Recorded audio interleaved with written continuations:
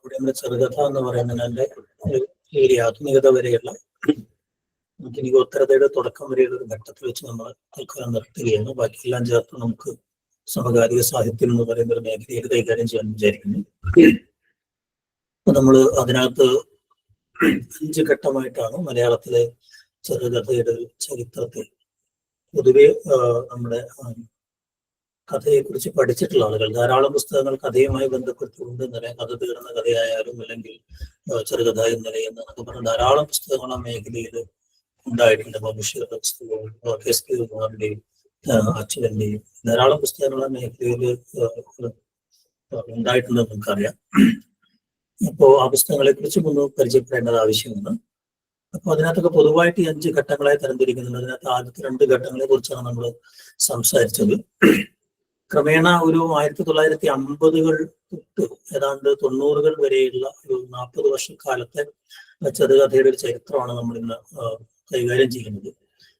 50-കളോടുകൂടി ഇവിടെ സജീവമാകുന്ന കാൽപ്പനികത എന്ന് പറയുന്ന പ്രസ്ഥാനം. കാൽപ്പനികത എന്ന് പറയുന്ന ഒരു പ്രസ്ഥാനം ഒരു പക്ഷെ കവിതയിലുണ്ടാക്കിയ ഒരു വലിയ പ്രഭാവം പോലൊരു പ്രഭാവം നമ്മുടെ ഫിക്ഷനിൽ അങ്ങനെ കാര്യമായിട്ട് ഉണ്ടാക്കിയിട്ടില്ല. അതായത് നമ്മുടെ ഈ പറയുന്ന ഒരു മുഖ്യധാരാ സാഹിത്യം എന്നൊക്കെ നമ്മൾ വിളിക്കുന്ന സാഹിത്യത്തിനകത്ത് പക്ഷെ അത് ജനപ്രിയ സാഹിത്യത്തിന്റെ ഒരു സമാന്തര മണ്ഡലത്തിൽ അത് വളരെ സജീവമായിരുന്നു നമുക്കറിയാം. അങ്ങനെ ഒരു സ്പ്ലിറ്റ് ഒരു പക്ഷേ ഈ പറയുന്ന ഫിക്ഷനകത്ത് മാത്രമാണ് സംഭവിച്ചത്. കവിതയിൽ അങ്ങനത്തെ സ്പ്ലിറ്റ് നമുക്ക് പൊതുവെ കാണാൻ കഴിയില്ല. അപ്പോ ചെറുകഥകളുടെ ഒരു മണ്ഡലത്തിൽ ഈ പറയുന്ന കാൽപ്പനികതയുടെ ഒരു എലമെന്റ് ഉടനീളം നമ്മുടെ കഥയിലെത്തേക്കും. അതിനൊക്കെ ശേഷം ഇതിലോ ഈ ഹരികുമാറിനെ പോലെയോ അല്ലെങ്കിൽ ഉള്ള ഒരുവിധം കഥാകാരന്മാരൊക്കെ അല്ലെങ്കിൽ നമ്മുടെ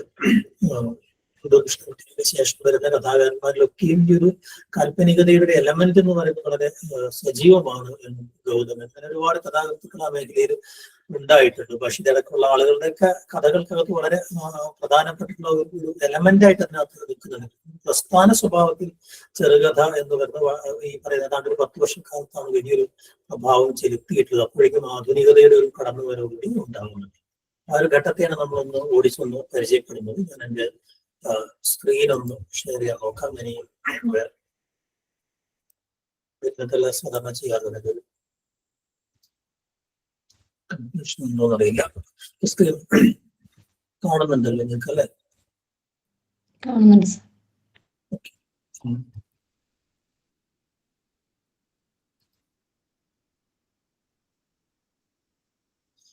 ഓക്കെ, അപ്പൊ നമുക്ക് ചെറുകഥയുടെ ഒരു 2ാം ഘട്ടത്തിലേക്ക് പോവാം.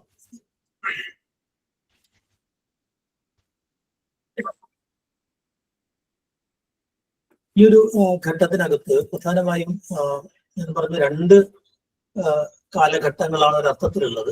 ഒന്ന് കാൽപ്പനികതയുടെയും ഒന്ന് ആധുനികതാവാദത്തിന്റെയും ഒരു കാലമാണ്. അതായത് 50-60 വരെയുള്ള കാലഘട്ടം എന്ന് പറയുന്നത് കാൽപ്പനികതയുടെ ഒരു ഘട്ടമാണ്. 60-കളും 70-കളും നമ്മൾ പൊതുവെ ആധുനികതയുടെ ഒരു കാലം, ആധുനികതാവാദത്തിന്റെ ഒരു കാലം എന്ന് നമുക്ക് പറയാം. അങ്ങനെയാണ് പൊതുവെ നമ്മൾ കാണുന്നുണ്ടെങ്കിൽ കൂടിയും ഈ 60-കളും 70-കളും തമ്മിൽ കഥയുടെ മണ്ഡലത്തിൽ ഒരു ഡിഫറൻസ് കാണാൻ കഴിയും എന്നുള്ളതാണ്. കഥയുടെ മണ്ഡലത്തിൽ മാത്രമല്ല കവിതയിലും അത് സൂക്ഷ്മമായിട്ട് നമുക്ക് കാണാൻ കഴിയും. അതിനകത്ത് രാഷ്ട്രീയ ആധുനികത എന്ന് പറയുന്ന ഒരു സ്ട്രീം അതിനകത്ത് ഉണ്ടാവുന്നുണ്ട്.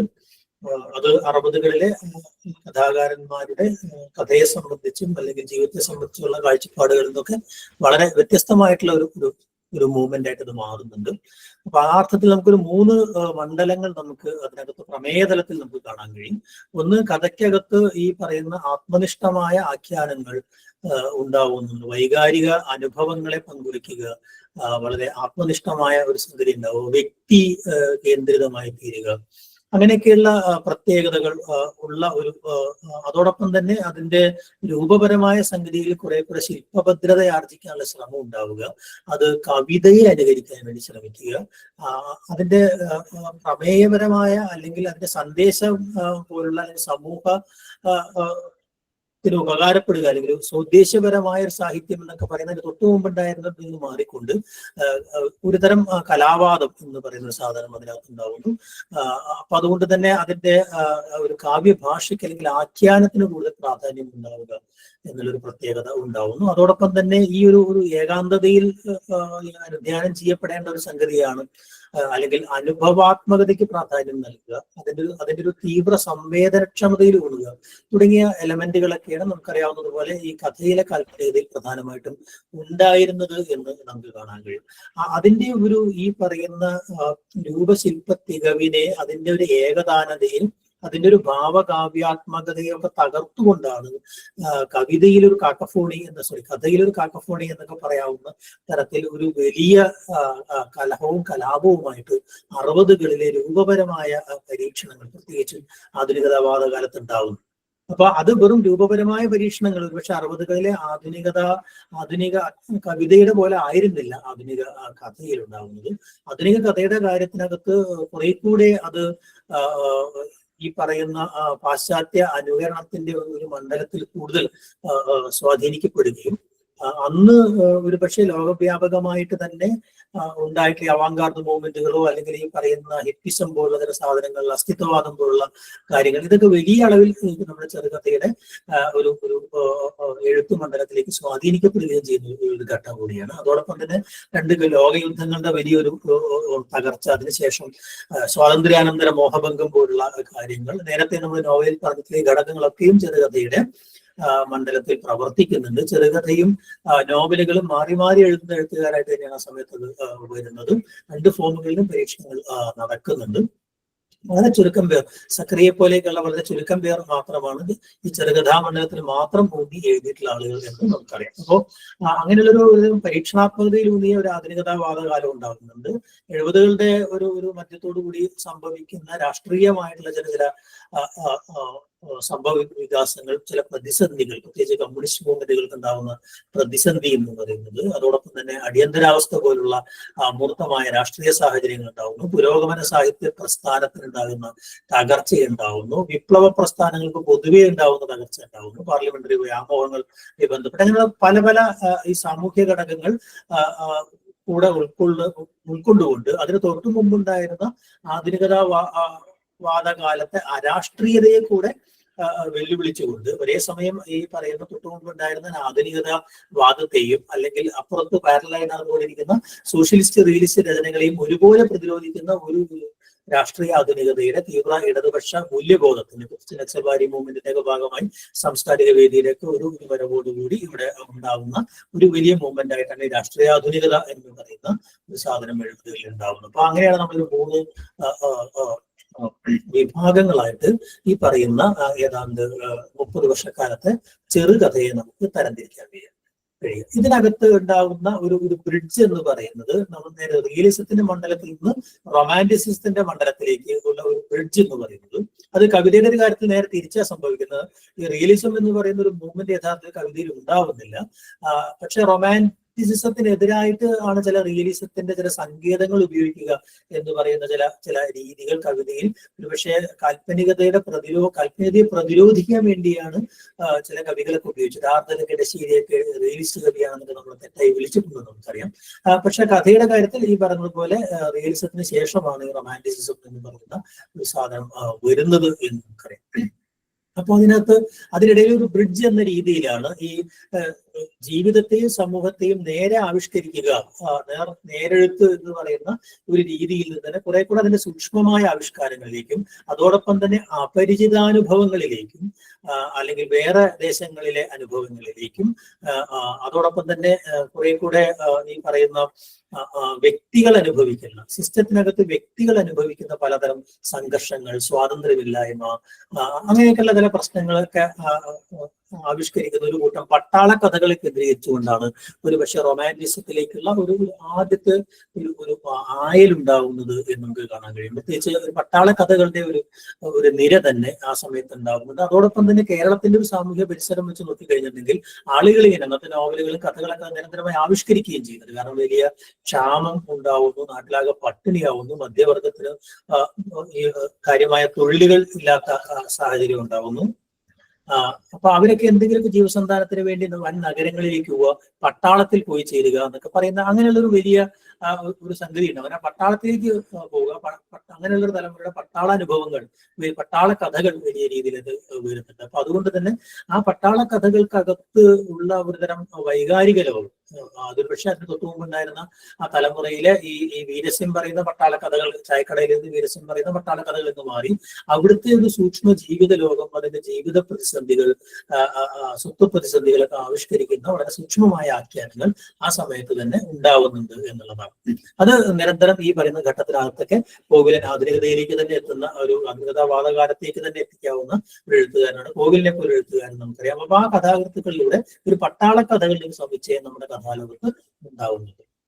അപ്പൊ അതിന്റെ ഒരു ഭാഗമായിട്ടാണ് നമുക്ക് ഈ പറഞ്ഞ വിട്ടൂർ രാമൻ നായരായാലും അല്ലെങ്കിൽ പാറപ്പുറത്തായാലും അതുപോലെ കോവിലനും നന്ദനാരും കടങ്ങുന്ന ഒരു സംഘം പട്ടാള കഥകൾ ഉണ്ടാവുന്നു. അതോടൊപ്പം തന്നെ ഒരു ദേശരാഷ്ട്രം എന്ന് പറയുന്ന ഒരു സങ്കല്പം, അവിടെ ആ ദേശരാഷ്ട്ര സങ്കല്പം എന്ന് പറയുന്ന രാഷ്ട്രീയ ഭൂപടത്തിന് അപ്പുറം ഈ പറയുന്ന വ്യത്യസ്ത ഭാഷകൾ സംസാരിക്കുന്ന വ്യത്യസ്ത ദേശീയതകൾക്കകപ്പെട്ട മനുഷ്യർക്കിടയിലുള്ള വിനിമയങ്ങൾ, അതിന്റെ വേദനകൾ, അതോടൊപ്പം തന്നെ ഭരണകൂടം, അതിന്റെ അധികാര പ്രയോഗം, അതിന്റെ ഉപകരണവും ഇരയുമായി തീരുന്ന അവസ്ഥ, അങ്ങനെയൊക്കെയുള്ള ഒരു പാൻ ഇന്ത്യൻ സ്വഭാവം കൂടെ വരികയും അതുകൂടി ഈ ഒരു കഥയുടെ, കാരണം ഈ റിയലിസത്തിന്റെ കാലഘട്ടത്തിനകത്ത് അത് കൃത്യമായിട്ടും ചില പ്രദേശ കേന്ദ്രിതമായ, ഞാൻ നേരത്തെ പറഞ്ഞതുപോലെ ഇടനാടുകളെ കേന്ദ്രീകരിച്ച് അല്ലെങ്കിൽ തീരദേശത്തെ കേന്ദ്രീകരിച്ച് ചില പ്രത്യേക പ്രദേശങ്ങളെ കേന്ദ്രീകരിച്ചായിരുന്നെങ്കിൽ ഒരുതരം ദേശീയ അന്തരീക്ഷം കൂടെ ഈ കഥകളിലൂടെ വരുന്നുണ്ട് എന്നുള്ളത്. അതോടൊപ്പം തന്നെ നമുക്കറിയാത്ത, നേരിട്ട് അനുഭവിക്കാൻ കഴിയാത്ത കുറെ ലോകങ്ങളെ കുറിച്ച്, അപരലോകങ്ങളെ കുറിച്ചുള്ള കാഴ്ചകൾ കൂടെ അത് കൊണ്ടുവരുന്നുണ്ട്. ഇത് രണ്ടു തരത്തിലാണ് മലയാള കഥയിൽ വന്നത്. ഒന്ന്, ഈ പട്ടാളക്കാരായ ആളുകൾ അവരുടെ അനുഭവങ്ങളെ ചിത്രീകരിക്കുന്ന കഥകൾ ഉണ്ടാവുന്നത്, പട്ടാളക്കാരുടെ കുടുംബവുമായി ബന്ധപ്പെട്ട് ഇവിടെയുള്ള ഒരു കേരളീയ സാഹചര്യത്തിൽ ഈ പറയുന്ന എന്താ പറയാ അനുഭവത്തെ അവതരിപ്പിക്കുന്ന കഥകളും ഉണ്ടാകുന്നുണ്ട്. അങ്ങനെ രണ്ട് ധാരകൾ അതിനകത്ത് കാണാൻ കഴിയും. എന്തായാലും അത്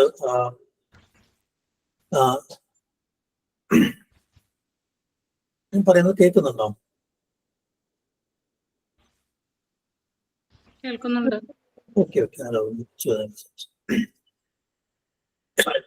ഓക്കെ. അപ്പൊ ഈ പട്ടാള കഥകൾക്കകത്ത് തന്നെ അത് തുടങ്ങുന്നത് വിട്ടൂർ രാമൻ നായരിലാണ്. ചില കഥകളിലൊക്കെ വിട്ടൂർ രാമൻ നായർ എന്നുള്ള കഥാസാഹിത്യ ചരിത്രം ധാരാളം എഴുതിയിരുന്നെങ്കിലും കാര്യമായി അടയാളപ്പെട്ടിട്ടില്ലാത്ത ഒരു മനുഷ്യനാണ്.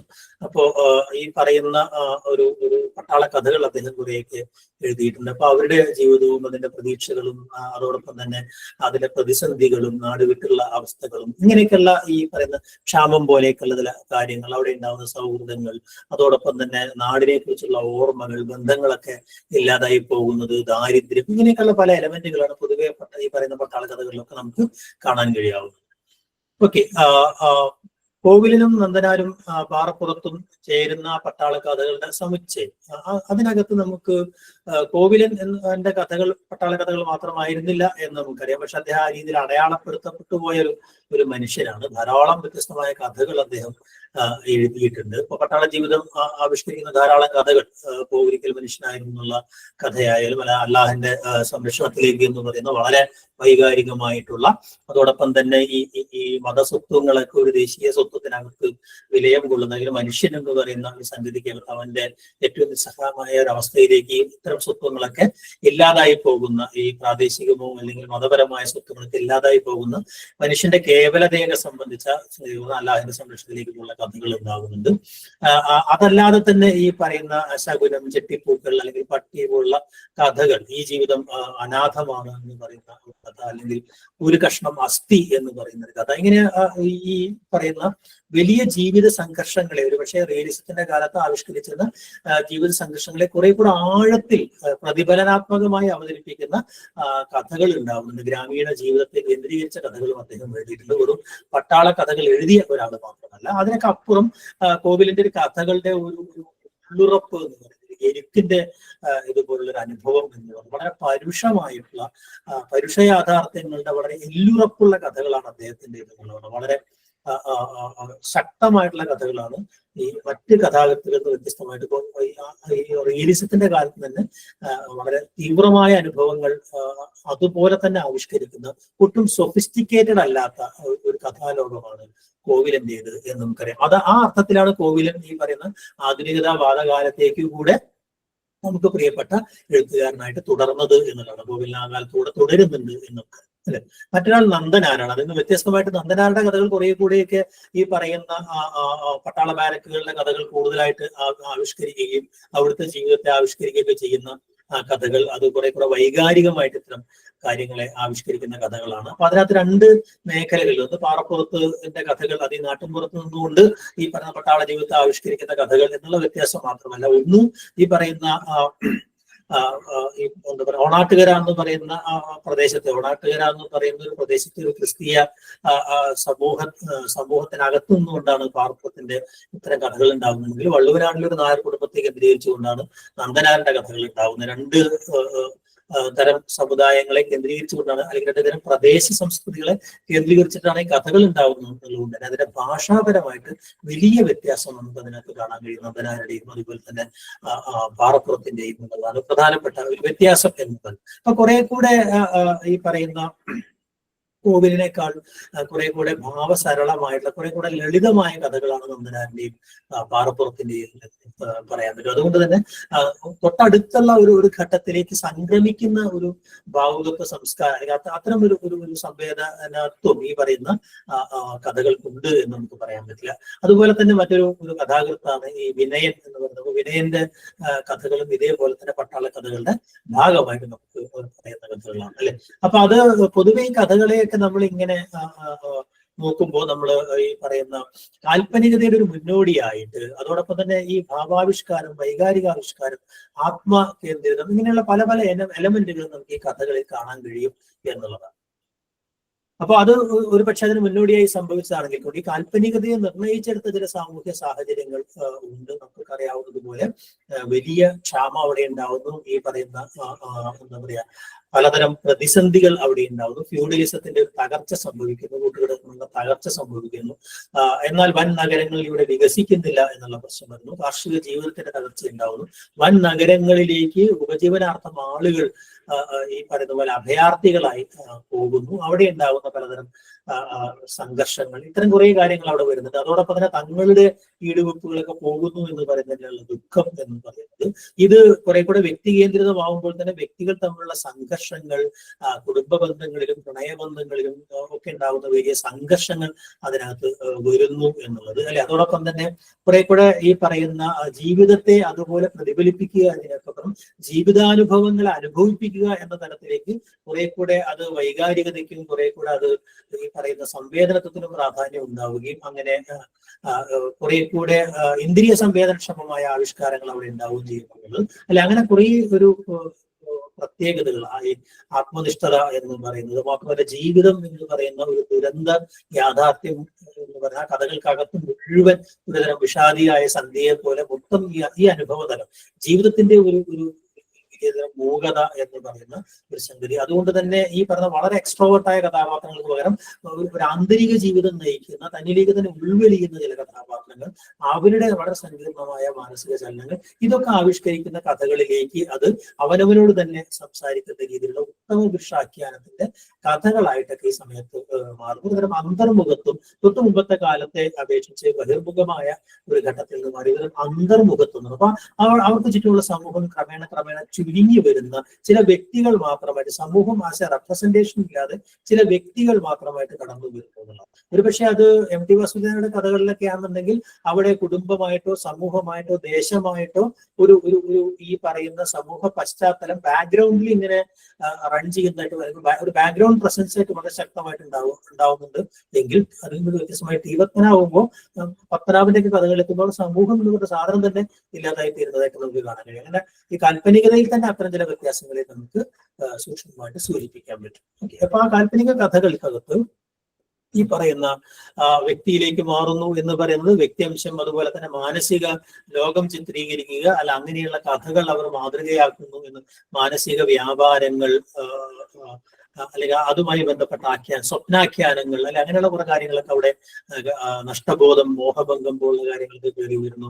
ഒരുതരം ഏകാകിത എന്ന് പറയുന്ന ഒരു സാധനം, അതോടൊപ്പം തന്നെ ഈ പറയുന്ന ഏകഭാവാത്മകത എന്ന് പറയുന്ന ഒരു ലിറിക്കൽ സ്വഭാവം അതിനകത്ത് കയറി വരുന്നു. അതുപോലെ തന്നെ കഥയെ ഇങ്ങനെ ഒരുക്കിയെടുത്തുകൊണ്ട് ശില്പഭദ്രമാക്കുക എന്നുണ്ട്, കഥയെ കവിതയാക്കി മാറ്റാനുള്ള ഒരു ശ്രമം ഉണ്ടാവുന്നു. അല്ലെ ഇങ്ങനെയുള്ള കുറെ പ്രത്യേകതകളാണ് പൊതുവേ നമുക്ക് ഈ പറയുന്ന കാൽപ്പനിക ഘട്ടത്തിൽ പറയാൻ പറ്റും. പക്ഷെ ആ ഘട്ടത്തിൽ തന്നെയുള്ള എം ടി വാസുദേവൻ നായരായാലും മാധവിക്കുട്ടിയെയും ഈ പറയുന്ന ആളുകളെയൊക്കെ ആണെങ്കിലും ഈ പറയുന്ന കുറെ കൂടെ ആധുനികമായ ഒരു തലത്തിലേക്ക് കുറെ കൂടെ അവിടെ കഥകൾ പിന്നീട് വികസിക്കുന്നുണ്ട് എന്നുള്ള ഒരു യാഥാർത്ഥ്യവും. ഇപ്പൊ ടി പത്മനാഭനാണ് അതിനകത്ത് നമ്മൾ ഈ പറയുന്നത്. പക്ഷെ മലയാള കവിതയിലെ ഈ കാലഭൈരവൻ എന്നൊക്കെ പറയുന്ന രീതിയിൽ ടി പത്മനാഭനാണ് നമുക്ക് അതിനകത്ത് ഏറ്റവും പ്രധാനപ്പെട്ട ആൾ. കഥയുടെ മണ്ഡലത്തിൽ നമ്മൾ നോവലിന്റെ മണ്ഡലത്തിൽ എം ടി ആണെങ്കിൽ കഥയുടെ മണ്ഡലത്തിൽ നമ്മൾ ടി പത്മനാഭനെ കുറിച്ചാണ് പറയുന്നത് അല്ലെ. ടി പത്മനാഭൻ ഇങ്ങനെ ഒറ്റപ്പെട്ടു പോയ കുറെ മനുഷ്യരും ജീവികളെയൊക്കെ കേന്ദ്രീകരിച്ചിട്ടുള്ള വളരെ സൂക്ഷ്മവും അല്ലെ എന്നാൽ വളരെ സാധാരണം എന്ന് തോന്നിക്കുന്ന ഒരു ആഖ്യാനത്തിലൂടെ ഏറ്റവും സൂക്ഷ്മമായിട്ട് ഒരു മാനസിക ജീവിതത്തെ ഇങ്ങനെ പ്രകാശിപ്പിക്കുകയാണ്.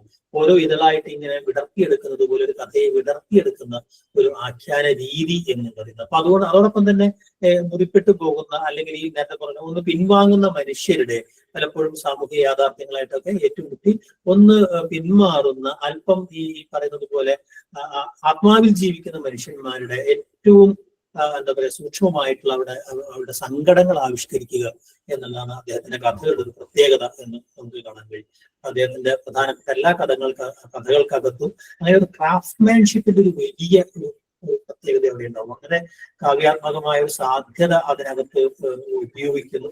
കഥയെ അത്തരമൊരു ഈ പറഞ്ഞ ഒരു ലിറിസിസം എന്ന് പറയുന്നത് ഒരു കഥയ്ക്കകത്ത് വളരെ സൂക്ഷ്മമായിട്ട് ഒരു സവിശേഷമായ ഒരു ഗദ്യാഖ്യാനമാക്കി മാറ്റുക എന്ന് പറയുന്ന ഒരു വലിയ പ്രത്യേകത. അത് ഈ പറഞ്ഞ പോലെ ഏറ്റവും സ്ഥൂലമായ വിവരണങ്ങൾ പരമാവധി ആഖ്യാനങ്ങൾക്കകത്ത് പൊതുവെ കാണുന്ന നോവലിലും കഥയിലും കാണുന്ന സ്ഥൂലമായ വിവരണങ്ങളെയൊക്കെ ചെത്തിക്കളഞ്ഞുകൊണ്ട് സൂക്ഷ്മവും ആയിട്ടുള്ള ഒരു സംഗതി, എന്നാൽ ഒട്ടും സുവ്യക്തമായ ഒരു പശ്ചാത്തലമില്ലാതെ ഒരു ബാക്ക്ഗ്രൗണ്ട് ഇല്ലാതെ വളരെ ധ്വന്യാത്മകമായ രീതിയിലാണ് അദ്ദേഹം 1950 തുടക്കത്തിൽ തന്നെ ഈ കഥയുടെ മണ്ഡലത്തിലേക്ക് വരുന്നത്. അതിന്റെ വളരെ പ്രസിദ്ധമായ കഥകൾ നിങ്ങൾക്കറിയാമല്ലേ, ഈ കിടങ്ങലൂർ സ്ത്രീയായ ഒരു ശേഖുട്ടിയെ പോലെ നമ്മുടെ കഥകളിൽ എഴുതുന്ന കഥ, പ്രകാശം പരത്തുന്നത് പെൺകുട്ടി എന്ന് പറയുന്ന കഥ, അല്ലെ അതിനൊരു സക്കറി അതിനൊരു അനുകരണ സ്വഭാവത്തിലുള്ള ഒരു കഥ പിന്നെ അദ്ദേഹം എഴുതിയിട്ട് നിങ്ങൾക്കറിയാം. ഗൗരിയിലുള്ള കഥകൾ, മകൻ സിക്കിന്റെ മരണം, അങ്ങനെ ധാരാളം കഥകൾ ഈ പറയുന്ന ടി പത്മനാഭന്റെ കഥകളിൽ ചില കഥകൾ ചോദ്യങ്ങൾക്ക് പരിചയപ്പെടാം അല്ലെ. മറ്റൊന്ന് എം ടി വാസുദേവൻ നായരാണ്. വാസുദേവൻ നായർ കഥയെ കുറിച്ച് പറയുമ്പോൾ തന്നെ അദ്ദേഹം അത് പറയുന്നുണ്ട്. തന്റെ ലക്ഷ്യം എന്ന് പറയുന്നത് കവിത പോലെ പൂർണ്ണതയിൽ എത്തിക്കാവുന്ന അല്ലെങ്കിൽ പൂർണ്ണതയെത്താൻ സാധ്യതയുള്ളൊരു സാഹിത്യ രൂപമാണ് കഥ എന്ന് പറഞ്ഞയാളാണ് എം ടി. അപ്പൊ കവിത പോലെ ആക്കുക എന്നായിരുന്നു അദ്ദേഹത്തിന്റെ ഒരു പ്രധാനപ്പെട്ട ശ്രമം എന്ന് പറയുന്നത് അല്ലെ. എന്നാൽ കുറെ കൂടെ ഈ പറയുന്ന പോലെ വ്യക്തി സംഘർഷങ്ങൾ, ക്രിയാംശങ്ങൾ ഒക്കെ താരതമ്യേന ടി പത്മനാഭനിലേക്കാൾ അല്ലെങ്കിൽ ഒരു സമൂഹത്തിന്റെ പശ്ചാത്തല സാന്നിധ്യമെങ്കിലും ഈ പറയുന്ന എം ടിയിൽ കാണാം എന്നാണ് എം ടിയുടെ കഥകൾക്ക്. കാരണം ആ ഒരു കുറെ കൂടെ മൂർത്തമാണ് അതിന്റെ അന്തരീക്ഷം എന്ന് പറയുന്നത് അല്ലെ. അത് ഈ പറയുന്ന പോലെ രണ്ട് തരത്തിലാണ് ഇത് വരുന്നത്. ഒന്ന് ഈ പറയുന്നത് പോലെ അദ്ദേഹത്തിന്റെ നോവലുകളിൽ കാണുന്നത് പോലെ തന്നെ ക്ഷയോന്മുഖമായ നായർ തറവാടുകളിലേക്ക് ഉപേക്ഷിക്കപ്പെട്ട മനുഷ്യർ, അവരുടെ പീഡിതവും നിന്ദിതവും ഒറ്റപ്പെട്ടുമായ അവസ്ഥ, അല്ലെങ്കിൽ സ്ത്രീകളിലേക്ക് മറ്റു അവസ്ഥ എന്ന് പറയുന്നത്. അതോടൊപ്പം തന്നെ ഈ പറയുന്ന അവിടെ ഉണ്ടാകുന്ന വളരെ സങ്കീർണവും വിലക്ഷണവുമായ ചില മനുഷ്യബന്ധങ്ങൾ അല്ലെ. ഇങ്ങനെയൊക്കെയുള്ള കഥകളാണ് ഈ പറയുന്ന ഒരു കൂട്ടം കഥകളെങ്കിൽ ഈ പറയുന്ന നഗരത്തിലേക്ക് ചേക്കേറുന്ന ഈ ഗ്രാമീണരുടെ ജീവിത സംഘർഷങ്ങൾ അല്ലെങ്കിൽ ഇവിടെ വളരെ സംഘർഷാത്മകമായ മനോലോകങ്ങൾ അവതരിപ്പിക്കുന്ന മറ്റൊരു വിഭാഗം കഥകൾ അദ്ദേഹത്തിന്റെ കഥകളായിട്ട് ഉണ്ട് അല്ലെ. ഈ പറയുന്ന ഇരുട്ടിന്റെ ആത്മാവ് പോലെ, കുട്ടികൾക്ക് ഓപ്പോളോ കർക്കിടകോ, അല്ലെങ്കിൽ ഷർലക്കിന് ശേഷം അദ്ദേഹത്തിന്റെ വീട് ചെറിയ ചെറിയ ഭൂകമ്പങ്ങളായാലും പെരുമഴയുടെ പിറ്റേന്നായാലും അങ്ങനെയുള്ള പിൽക്കാല കഥകളിലൂടെ നോക്കിക്കഴിഞ്ഞിട്ടുണ്ടെങ്കിൽ ഈ ഒരു വികാസം വളരെ കൃത്യമായിട്ട് നമുക്ക് അവിടെ കാണാൻ കഴിയുന്നുണ്ട്. അപ്പൊ ഒരു കഥാശില്പത്തിനകത്തുള്ള ഒരു സൂക്ഷ്മമായ ശ്രദ്ധ എന്ന് പറയുന്നത് അല്ലെ. അതോടൊപ്പം തന്നെ മനുഷ്യന്റെ നൈസർഗികമായ കാമനകൾ എന്ന് പറയുന്നത് വളരെ കൃത്യമായിട്ട് തന്റെ കഥകളിലൂടെ, ഇപ്പൊ പെരുമഴയുടെ പിറ്റേന്നുണ്ടാവും വാരിക്കുഴി പോലുള്ള കഥകളിൽ അല്ലെ, അങ്ങനെ ധാരാളം കഥകളിൽ അദ്ദേഹം ഇത്തരം ഈ പറയുന്ന എന്താ പറയാ മനുഷ്യരുടെ വളരെ റൂട്ടഡ് ആയിട്ടുള്ള ചില എന്താ പറയാ കാമനകളുടെ ചില അത്തരം ചില കഥാപാത്രങ്ങൾ അതിനകത്ത് നമുക്ക് കാണാൻ കഴിയും. അതോടൊപ്പം തന്നെ ഒരു ഒരു 3 ഡയമെൻഷനിലായിട്ട് കഥ പറയുക എന്ന് പറയുന്ന, അല്ലെങ്കിൽ അങ്ങനത്തെ അത്തരം ഒരു രീതിയും അദ്ദേഹത്തിന്റെ കഥയ്ക്കകത്ത് നമുക്ക് കാണാൻ കഴിയുന്നതാണ്. അല്ലെ, പിന്നെ മൂടുപടം പോലെയോ അല്ലെങ്കിൽ കുപ്പത്തിന്റെ താഴ്വരയെ പോലെയൊക്കെ ഒരു പാട്ട് പോലെ നമുക്ക് കേൾക്കാവുന്ന ഒരു തരത്തിലുള്ള ഒരു ഭാവഗാനം പോലെ നമുക്ക് പിന്തുടരാവുന്ന കഥകളും അദ്ദേഹത്തിൻ്റെതായിട്ടുണ്ട് എന്നുള്ളത് ഓർക്കണം. പ്രധാനപ്പെട്ട ചില കഥകൾ, കഥാപാത്രങ്ങളൊക്കെ എം.ടി കേന്ദ്രീകരിച്ച് വരിക, അല്ലെങ്കിൽ എം.ടിയുടെ കഥകളെ കുറിച്ച് നിരീക്ഷണങ്ങളാണ്. ഈ ആധുനികതയുടെ ഒപ്പം സഞ്ചരിച്ച ഒരാളാണ് മാധവിക്കുട്ടി എന്നറിയാം. മാധവിക്കുട്ടിയുടെ കഥകൾ ഈ പറഞ്ഞ പോലെ വളരെ ശ്രദ്ധേയമായ ആത്മകഥാഖ്യാനങ്ങളുടെ സ്വഭാവമുള്ള കഥകളും അല്ലാത്ത കഥകളുമായിട്ടൊക്കെ ഉള്ള കഥകളുണ്ട്. പക്ഷേ കുറെ കൂടെ തീവ്രമായ രൂപപരമായ പരീക്ഷണങ്ങൾ മാധവിക്കുട്ടി നടത്തിയിട്ടുള്ളത് നോവലിനേക്കാൾ കവിതയേക്കാൾ കഥയിലാണ് എന്ന് കാണാൻ കഴിയും. അതുകൊണ്ട് തന്നെ വളരെ എണ്ണം പറഞ്ഞ കഥകൾ, ക്ഷീണമണം പോലെയുള്ള കഥകൾ, തേപ്പായസം പോലുള്ള, കോലാട് പോലുള്ള കഥകൾ, അങ്ങനെ വളരെ ഗംഭീരമായിട്ടുള്ള ചില കഥകൾ എഴുതിയിട്ടുള്ള ആളാണ്. നോവലിനെയൊക്കെ അപേക്ഷിച്ച് മാധവിക്കുട്ടി എന്ന് പറയാൻ പറ്റും. അപ്പൊ അതുകൊണ്ട് തന്നെ ഈ ഭാവുകത്വ പരിണാമത്തിനകത്ത് ആധുനികതയിലേക്കുള്ള ഒരു വഴി അവിടെ നമുക്ക് പക്ഷിയുടെ മണം പോലുള്ള കഥകൾ നമുക്ക് കാണാൻ കഴിയും. അവിടെ ഒരൊറ്റ വ്യക്തിയിലേക്ക്, വ്യക്തികൾ തമ്മിലുള്ള സംഘർഷത്തിനേക്കാൾ ഒറ്റ വ്യക്തിയുടെ ഒരു ആന്തരിക ലോകത്ത് മറ്റുള്ളവരെ അഡ്രസ് ചെയ്യുക എന്ന രീതിയിൽ അവരുടെ വളരെ സങ്കീർണമായ മാനസിക അവസ്ഥകളിലൂടെ, മനോവ്യാപാരങ്ങളിലൂടെ പലപ്പോഴും ഈ പറഞ്ഞതുപോലെ യാഥാർത്ഥ്യം ഏത് അല്ലെങ്കിൽ മിഥ്യ ഏത് എന്ന് തിരിച്ചറിയാൻ കഴിയാത്ത തരം ആഖ്യാനങ്ങളിലൂടെയൊക്കെ കൊണ്ടുവരുന്ന സാധനം. അതോടൊപ്പം തന്നെ അവരുടെ ഈ സ്ത്രീയുടെ ലൈംഗികതയെ സംബന്ധിച്ച്, അവരുടെ അരക്ഷിതമായിട്ടുള്ള അവസ്ഥയെ സംബന്ധിച്ച് ഇത്തരം കുറേ കാര്യങ്ങൾ, അല്ലെങ്കിൽ അവരുടെ ഏറ്റവും അടിസ്ഥാനപരമായ ജീവിത കാമനകളെയൊക്കെ വളരെ ധീരമായിട്ട് കഥകളിലൂടെ ആവിഷ്കരിക്കുന്നു. അതോടൊപ്പം തന്നെ വളരെ സൂക്ഷ്മമായ മനുഷ്യബന്ധങ്ങളെ, അത് പ്രണയബന്ധമായാലും നഷ്ടങ്ങളായാലും അല്ലെങ്കിൽ വലിച്ചെറിയപ്പെട്ട അവസ്ഥയുണ്ട് എന്നുള്ള ഭാവങ്ങളെ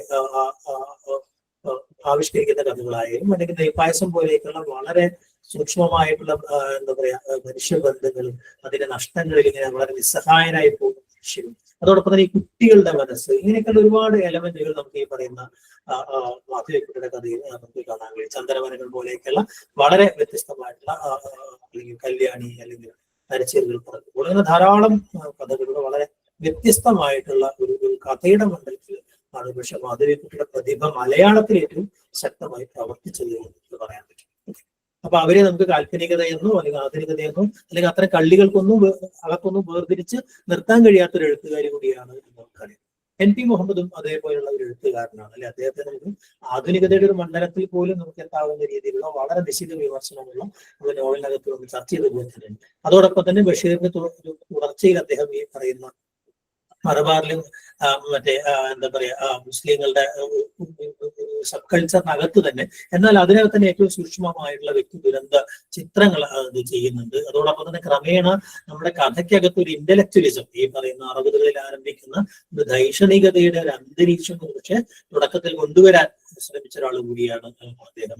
അപ്പൊ അദ്ദേഹത്തിന്റെ നിധി, ലവിൻ കുണ്ടുങ്ങൽ, അതുപോലെ പ്രസിഡന്റിന്റെ ആദ്യത്തെ മരണം എന്ന് പറയുന്ന വളരെ പ്രസിദ്ധമായിട്ടുള്ള അദ്ദേഹത്തിന്റെ കഥ, ഡീകോളനൈസേഷൻ പോലുള്ള കഥകൾ, പുരാവൃത്ത കഥകൾ, ഈ പറഞ്ഞതുപോലെ ആഖ്യാനത്തിനകത്തൊക്കെ അത്തരത്തിലെ പരീക്ഷണങ്ങളൊക്കെ ഈ പറയുന്ന ആധുനികരെ പോലെ നടത്താനുള്ള ശ്രമങ്ങളൊക്കെ നമുക്ക് ഈ N.P. മുഹമ്മദിന്റെ കഥകളിൽ കാണാൻ കഴിയും. അങ്ങനെ വളരെ വ്യത്യസ്തമായിട്ടുള്ള കാൽപ്പനികതയുടെ ഒരു ഭാഗമായിട്ട് നമ്മൾ പറയേണ്ടതില്ലാത്ത ഒരു എഴുത്തുകാരനാണ് N.P. മുഹമ്മദ്. C.V. ശ്രീരാമൻ ഈ പറഞ്ഞതുപോലെ തന്നെ കാൽപ്പനികതയുടെ ഒരു അവസാന കാലത്ത് ഈ കഥകളിലേക്ക് വരികയും, എന്നാൽ ഈ പറയുന്ന ആധുനികതാവാദത്തിന്റെ ഒരു പ്രഭാവകാലത്തും അതിന്റെ തന്നെ ഒരു അസ്തമയ കാലത്തും ഒക്കെ തന്റെ അതേ രീതിയിൽ കഥകൾ എഴുതിക്കൊണ്ട് വളരെ ഗംഭീരമായ ക്രാഫ്റ്റ്മാൻഷിപ്പിൽ വളരെ ഗംഭീരമായ കഥകൾ എഴുതികളാണ്. പ്രത്യേകിച്ച് മലയാളത്തിലെ പരീക്ഷണ സിനിമകളുടെ അല്ലെങ്കിൽ സമാന്തര സിനിമകളുടെ ഒക്കെ ആ സിനിമകൾക്കൊക്കെയും ഈ പറയുന്നത് അതിന്റെയൊക്കെ പ്രമേയമായി മാറിയത്, അതിന്റെയൊക്കെ കഥയായി മാറിയത് C.V. ശ്രീരാമന്റെ കഥകളാണ് എന്നതാണ് ഏറ്റവും ശ്രദ്ധേയമായ ഒരു കാര്യം എന്ന് പറയുന്നത്. അപ്പൊ അങ്ങനെ ധാരാളം ഈ കഥകളൊക്കെ, കാരണം അതിന്റെ ഒരു വിഷ്വൽ ആയിട്ടുള്ള അതിന്റെ ഒരു ഇന്ദ്രിയ അനുഭവം എന്ന് പറയുന്നത് വളരെ സൂക്ഷ്മമായ ഇന്ദ്രിയ അനുഭവമുള്ള കഥകളായിരുന്നു C.V. ശ്രീരാമന്റെ നമുക്കറിയാം, അല്ലെ. അപ്പൊ അതുകൊണ്ട് തന്നെ അദ്ദേഹത്തിന്റെ വാസ്തുഹാരയായാലും അല്ലെങ്കിൽ ചിദംബരം പോലുള്ള കഥകൾ, തീർത്ഥക്കാവടി എന്നുള്ള കഥ, ക്ഷുരസ്യധാര എന്ന് പറയുന്ന കഥയുണ്ട്. അതുപോലെ തന്നെ ഈശ്വരൻ കോവിലെ പശു, ഇങ്ങനെ ഒരുപാട് കഥകൾ, പാമ്പൻ പാലത്തിന് മുമ്പ് എന്ന് പറയുന്ന ഒരു കഥ, അങ്ങനെ ഇങ്ങനെ വളരെ വ്യത്യസ്തമായ ഒരു എന്താ പറയാ ഒരു കൽമണ്ഡപം പോലെ ഒരു കഥ കെട്ടി ഉണ്ടാക്കുക എന്ന് പറയുന്ന ഒരു രീതി അല്ലെ, ആ ഒരു ഈ പറയുന്ന കുട്ടിയിൽ നിന്നൊക്കെ ഉണ്ടാവുന്ന ആ ഒരു ടച്ചിന്റെ പൂർണ്ണത എന്ന് പറയുന്നത്, അതിനകത്തുള്ള കഥാത്മകത എന്ന് പറയുന്നത്, ആ കഥയ്ക്കകത്ത് കുടുങ്ങിപ്പോയ കുറച്ച് മനുഷ്യര് അല്ലെ, അവരുടെയൊക്കെ വളരെ വളരെ മൗലിക സ്വഭാവമുള്ള അല്ലെങ്കിൽ മൗലിക ഭാവമുള്ള എന്നാൽ അതിസാധാരണക്കാരായ മനുഷ്യർ എന്ന് ചിദംബരത്തിൽ കാണും. അങ്ങനെയുള്ള കുറെ മനുഷ്യരെ, മനുഷ്യൻ എത്ര വിചിത്രമായ ജീവിയാണെന്ന് നമുക്ക് തോന്നിക്കുന്ന, സുന്ദരമായ എത്ര വിചിത്രമായ ജീവിയാണെന്ന് തോന്നിപ്പിക്കുന്ന തരം കഥകൾ എഴുതിയാലാണ് CV ശ്രീരാമൻ എന്ന് പറയും. ഓക്കെ, അതോടൊപ്പം തന്നെ അദ്ദേഹം ഈ പറയുന്ന പുരോഗമന സാഹിത്യത്തിന്റെയും അല്ലെങ്കിൽ ഈ പറയുന്ന പ്രതിബദ്ധ സാഹിത്യത്തിന്റെയും ഭാഗമായി നിന്നുകൊണ്ട് വരുന്നൊരു കഥ. പക്ഷെ അതിനൊക്കെ വളരെ കൃത്യമായിട്ട് തന്നെ കഥയിലേക്ക് ആന്തരവൽക്കരിച്ചുകൊണ്ട് പ്രചാരണപരമായ എഴുത്തിൽ നിന്ന് വളരെ ശ്രദ്ധാപൂർവം മാറി നിന്ന ഒരു എഴുത്തുകാരൻ കൂടിയായിരുന്നു CV ശ്രീരാമൻ എന്നുള്ളതാണ് ശ്രീരാമനുമായി കണ്ടതിൽ നമുക്ക് പറയാവുന്ന ഒരു കാര്യം. ഇതുകൂടാതെ തന്നെ ആ കാലഘട്ടത്തിൽ ഈ പറഞ്ഞ കാൽപ്പനികതയുടെ ഭാഗമായിട്ട് ധാരാളം കഥകൾ എഴുതിയിട്ടുള്ള വളരെ ആ സമയത്ത് വളരെ പ്രോമിനന്റ് ആയ എഴുത്തുകാരൻ മോഹനും CV ശ്രീരാമനെ പോലെ തന്നെ ധാരാളം അദ്ദേഹത്തിന്റെ കഥകളൊക്കെ ഈ പറയുന്ന ടെലിഫിലിമുകളായോ സീരിയലുകളായിട്ടോ സിനിമകളായിട്ടൊക്കെ മാറിയിട്ടുള്ള വളരെ ഗംഭീരമായ ധാരാളം കഥകൾ എഴുതിയിട്ടുള്ള ആളാണ്. അതോടൊപ്പം തന്നെ ഈ പറയുന്ന വൈകാരികതയെ അതിന്റെ കുറച്ചുകൂടെ അടിത്തട്ടിലേക്ക് കൊണ്ടുപോകുന്ന, ചിലപ്പോ അത് അതിവൈകാരികതയിലേക്ക് കൃഷ്ണനായനൊക്കെ അത്ര ചില വിമർശനം അതിവൈകാരികതയിലേക്ക് അല്ലെങ്കിൽ ദുർബലമായ തരം വൈകാരികതയിലേക്ക് തന്നെ ചിലപ്പോൾ എത്തിച്ചു കൊണ്ടുപോയ എഴുത്തുകാരൻ കൂടിയാണ് N മോഹനൻ എന്നുകാരൻ അല്ലെ. ഈ പറയുന്ന അതിന്റെ കഥ എന്റെയും എന്ന് പറയുന്ന കഥ അല്ലെ. അതുപോലെ തന്നെ ഒരുതരം ഈ പറഞ്ഞ ഭയങ്കര ഏകാന്ത വിഷാദം പോലെ വളരെ സൂക്ഷ്മമായിട്ടുള്ള കഥകൾ, ഈ പറയുന്ന കൊച്ചു തിരുവേലി എന്ന് പറയുന്ന അദ്ദേഹത്തിന് വളരെ പ്രസിദ്ധമായ കഥ, ആ രീതിയിൽ തന്നെ സ്നേഹത്തിന്റെ വ്യാകരണം തുടങ്ങിയ കഥകൾ അല്ലെ. അപ്പൊ അങ്ങനെയൊക്കെയുള്ള വളരെ വ്യത്യസ്തമായിട്ടുള്ള കഥകൾ. അതുപോലെ തന്നെ ഈ പറയുന്ന എന്താ പറയാ, ഇത്തരം കുട്ടിയുടെ കഥയാണെങ്കിൽ പോലും അതിനകത്ത് ഭയങ്കര സൂക്ഷ്മമായ വ്യാപാരങ്ങളൊക്കെ ഉൾക്കൊള്ളിക്കുക എന്നൊക്കെയുള്ളത് ഈ പറയുന്ന മോഹനന്റെ ഒരു പ്രത്യേകതയാണ്. രാജലക്ഷ്മിയും വളരെ കുറച്ചു കാലം മാത്രം എഴുതി വളരെ ശക്തമായ കഥകൾ എഴുതി അങ്ങനെ ഇല്ലാതായിപ്പോയി, സ്വയം ഇല്ലാതായിപ്പോയി ഒരു എഴുത്തുകാരിയാണെന്ന് പറയാല്. ഏറ്റവും ഈ സ്ത്രീയുടെ ഒറ്റപ്പെടൽ, തന്റെ തന്നെ ആത്മാവിഷ്കാരമുള്ള കഥകളിലേക്ക് ഈ പറയുന്ന കഥയെഴുത്തുകാരി എന്ന രീതിയിൽ പീഡിപ്പിക്കപ്പെടുകയും അവമാനിക്കപ്പെടുകയും ഒറ്റയ്ക്ക് അങ്ങനെ പുറത്താക്കപ്പെടുകയും അങ്ങനെ ഇല്ലാതായി പോവുകയൊക്കെ ചെയ്യുന്ന തന്റെ തന്നെ കഥ തന്നെയാണ് പലപ്പോഴും ഈ പറയുന്ന സ്ത്രീ ജീവിതത്തിന്റെ ഏകാന്തതയെ കുറിച്ചാണ് അവിടെ പല ഈ പറയുന്ന കഥകൾ, ആത്മഹത്യ പോലുള്ള കഥകൾ അല്ലെങ്കിൽ ഈ പറയുന്ന രാജലക്ഷ്മിയുടെ പ്രധാനപ്പെട്ട കഥകളൊക്കെ ജീവിത കാമനയിൽ നിന്നാണ് ഉണ്ടാവുന്നത്. മാപ്പ് തുടങ്ങിയ കഥകളൊക്കെ അതിനകത്ത് ഉദാഹരണമായിട്ട് പറയാം. ഇത് കൂടാതെ തന്നെ നമുക്ക് ആ കാലഘട്ടത്തിൽ വരുന്ന വിഷ്ണുപുത്തൂരിനെ പോലെ ജി വിവേകാനന്ദൻ, അതുപോലെ C രാധാകൃഷ്ണൻ തുടങ്ങിയ കുറേ കഥാകൃത്തുക്കൾ, ഈ വാസുവിനെ പോലുള്ള കഥാകൃത്തുക്കളൊക്കെ ആ സമയത്ത് ഉണ്ടാവുന്നുണ്ട്. ഇന്നത്തെ പ്രധാനപ്പെട്ട ഘട്ടത്തിൽ അടിക്കാടുകൾ എന്നൊക്കെ പറയാവുന്ന രീതിയിലുള്ള കഥാകൃത്തുക്കളാണ് എന്ന് വേണമെങ്കിൽ പറയാൻ പറ്റും. അതിൽ നിന്നാണ് നമ്മൾ 60-കൾ 80-കളിലെ ഒരു ഘട്ടത്തിലേക്കുള്ള നവീന കഥയിലേക്ക് നമുക്ക് എത്തുന്നത്. നവീന കവിതയെന്നും നവീന കഥയെന്നും അത് വിളിച്ചിരുന്നു. അത്യന്താധുനിക കഥ എന്നതിനെ വിളിച്ചിട്ടുണ്ട്. അത് ഈ പറയുന്ന ആധുനികതാവാദ കഥ എന്നുള്ള രീതിയിൽ നമ്മൾ അതിനെ വിളിച്ചത്. പല പേരിലാണ് നമ്മൾ അത് വിളിച്ചിട്ട്. ആധുനികം എന്താണ് ആധുനികത എന്നുള്ള പുസ്തകത്തിന് ആധുനിക കഥ എന്നർത്ഥത്തിൽ അത് വിളിച്ചിട്ടുണ്ട് എന്ന് നമുക്കറിയാം. അപ്പൊ അതുകൊണ്ട് തന്നെ ഈ ഒരു ലോകത്തെ എല്ലായിടത്തും സംഭവിച്ചിട്ടുള്ള ഒരു സവിശേഷമായിട്ടുള്ള ദാർശനിക പദ്ധതിയുടെ ഭാഗമായിട്ട് ഇവിടെ വന്നിട്ടുള്ള ഒരു പദ്ധതി കൂടിയായിരുന്നു ഈ പറയുന്ന ആധുനികതാവാദം എന്ന് നമുക്കറിയാം അല്ലെ. അത് ഈ പറയുന്ന മുതലാളിത്തത്തിന്റെ അതിന് വലിയൊരു പ്രതിസന്ധിയിലാണ് അല്ലെ. അതോടൊപ്പം തന്നെ വലിയ യന്ത്രവൽക്കരണം, നഗരവൽക്കരണം, അപമാനവീകരണം പോലുള്ള സാധനങ്ങൾ അല്ലെ. അത് നമ്മൾ കഴിഞ്ഞാൽ അതുപോലെ തന്നെ ഏലിനേഷൻ എന്ന് പറയുന്ന ഒരവസ്ഥയുണ്ടാവും അല്ലെ. യുദ്ധമുണ്ടാക്കിയ വലിയ കെടുതികൾക്കകത്ത് ഈ പറയുന്ന വലിയ വലിയ വിശ്വസ്ത സ്ഥാപനങ്ങളൊക്കെ തകർന്നു പോകുന്നു, മതവും ദൈവവും ഒക്കെ ഇല്ലാതായി പോകുന്ന അവസ്ഥ, പ്രത്യയശാസ്ത്രങ്ങളിലും നിരാസം പോലുള്ള ചില കാര്യങ്ങൾ അല്ലെ.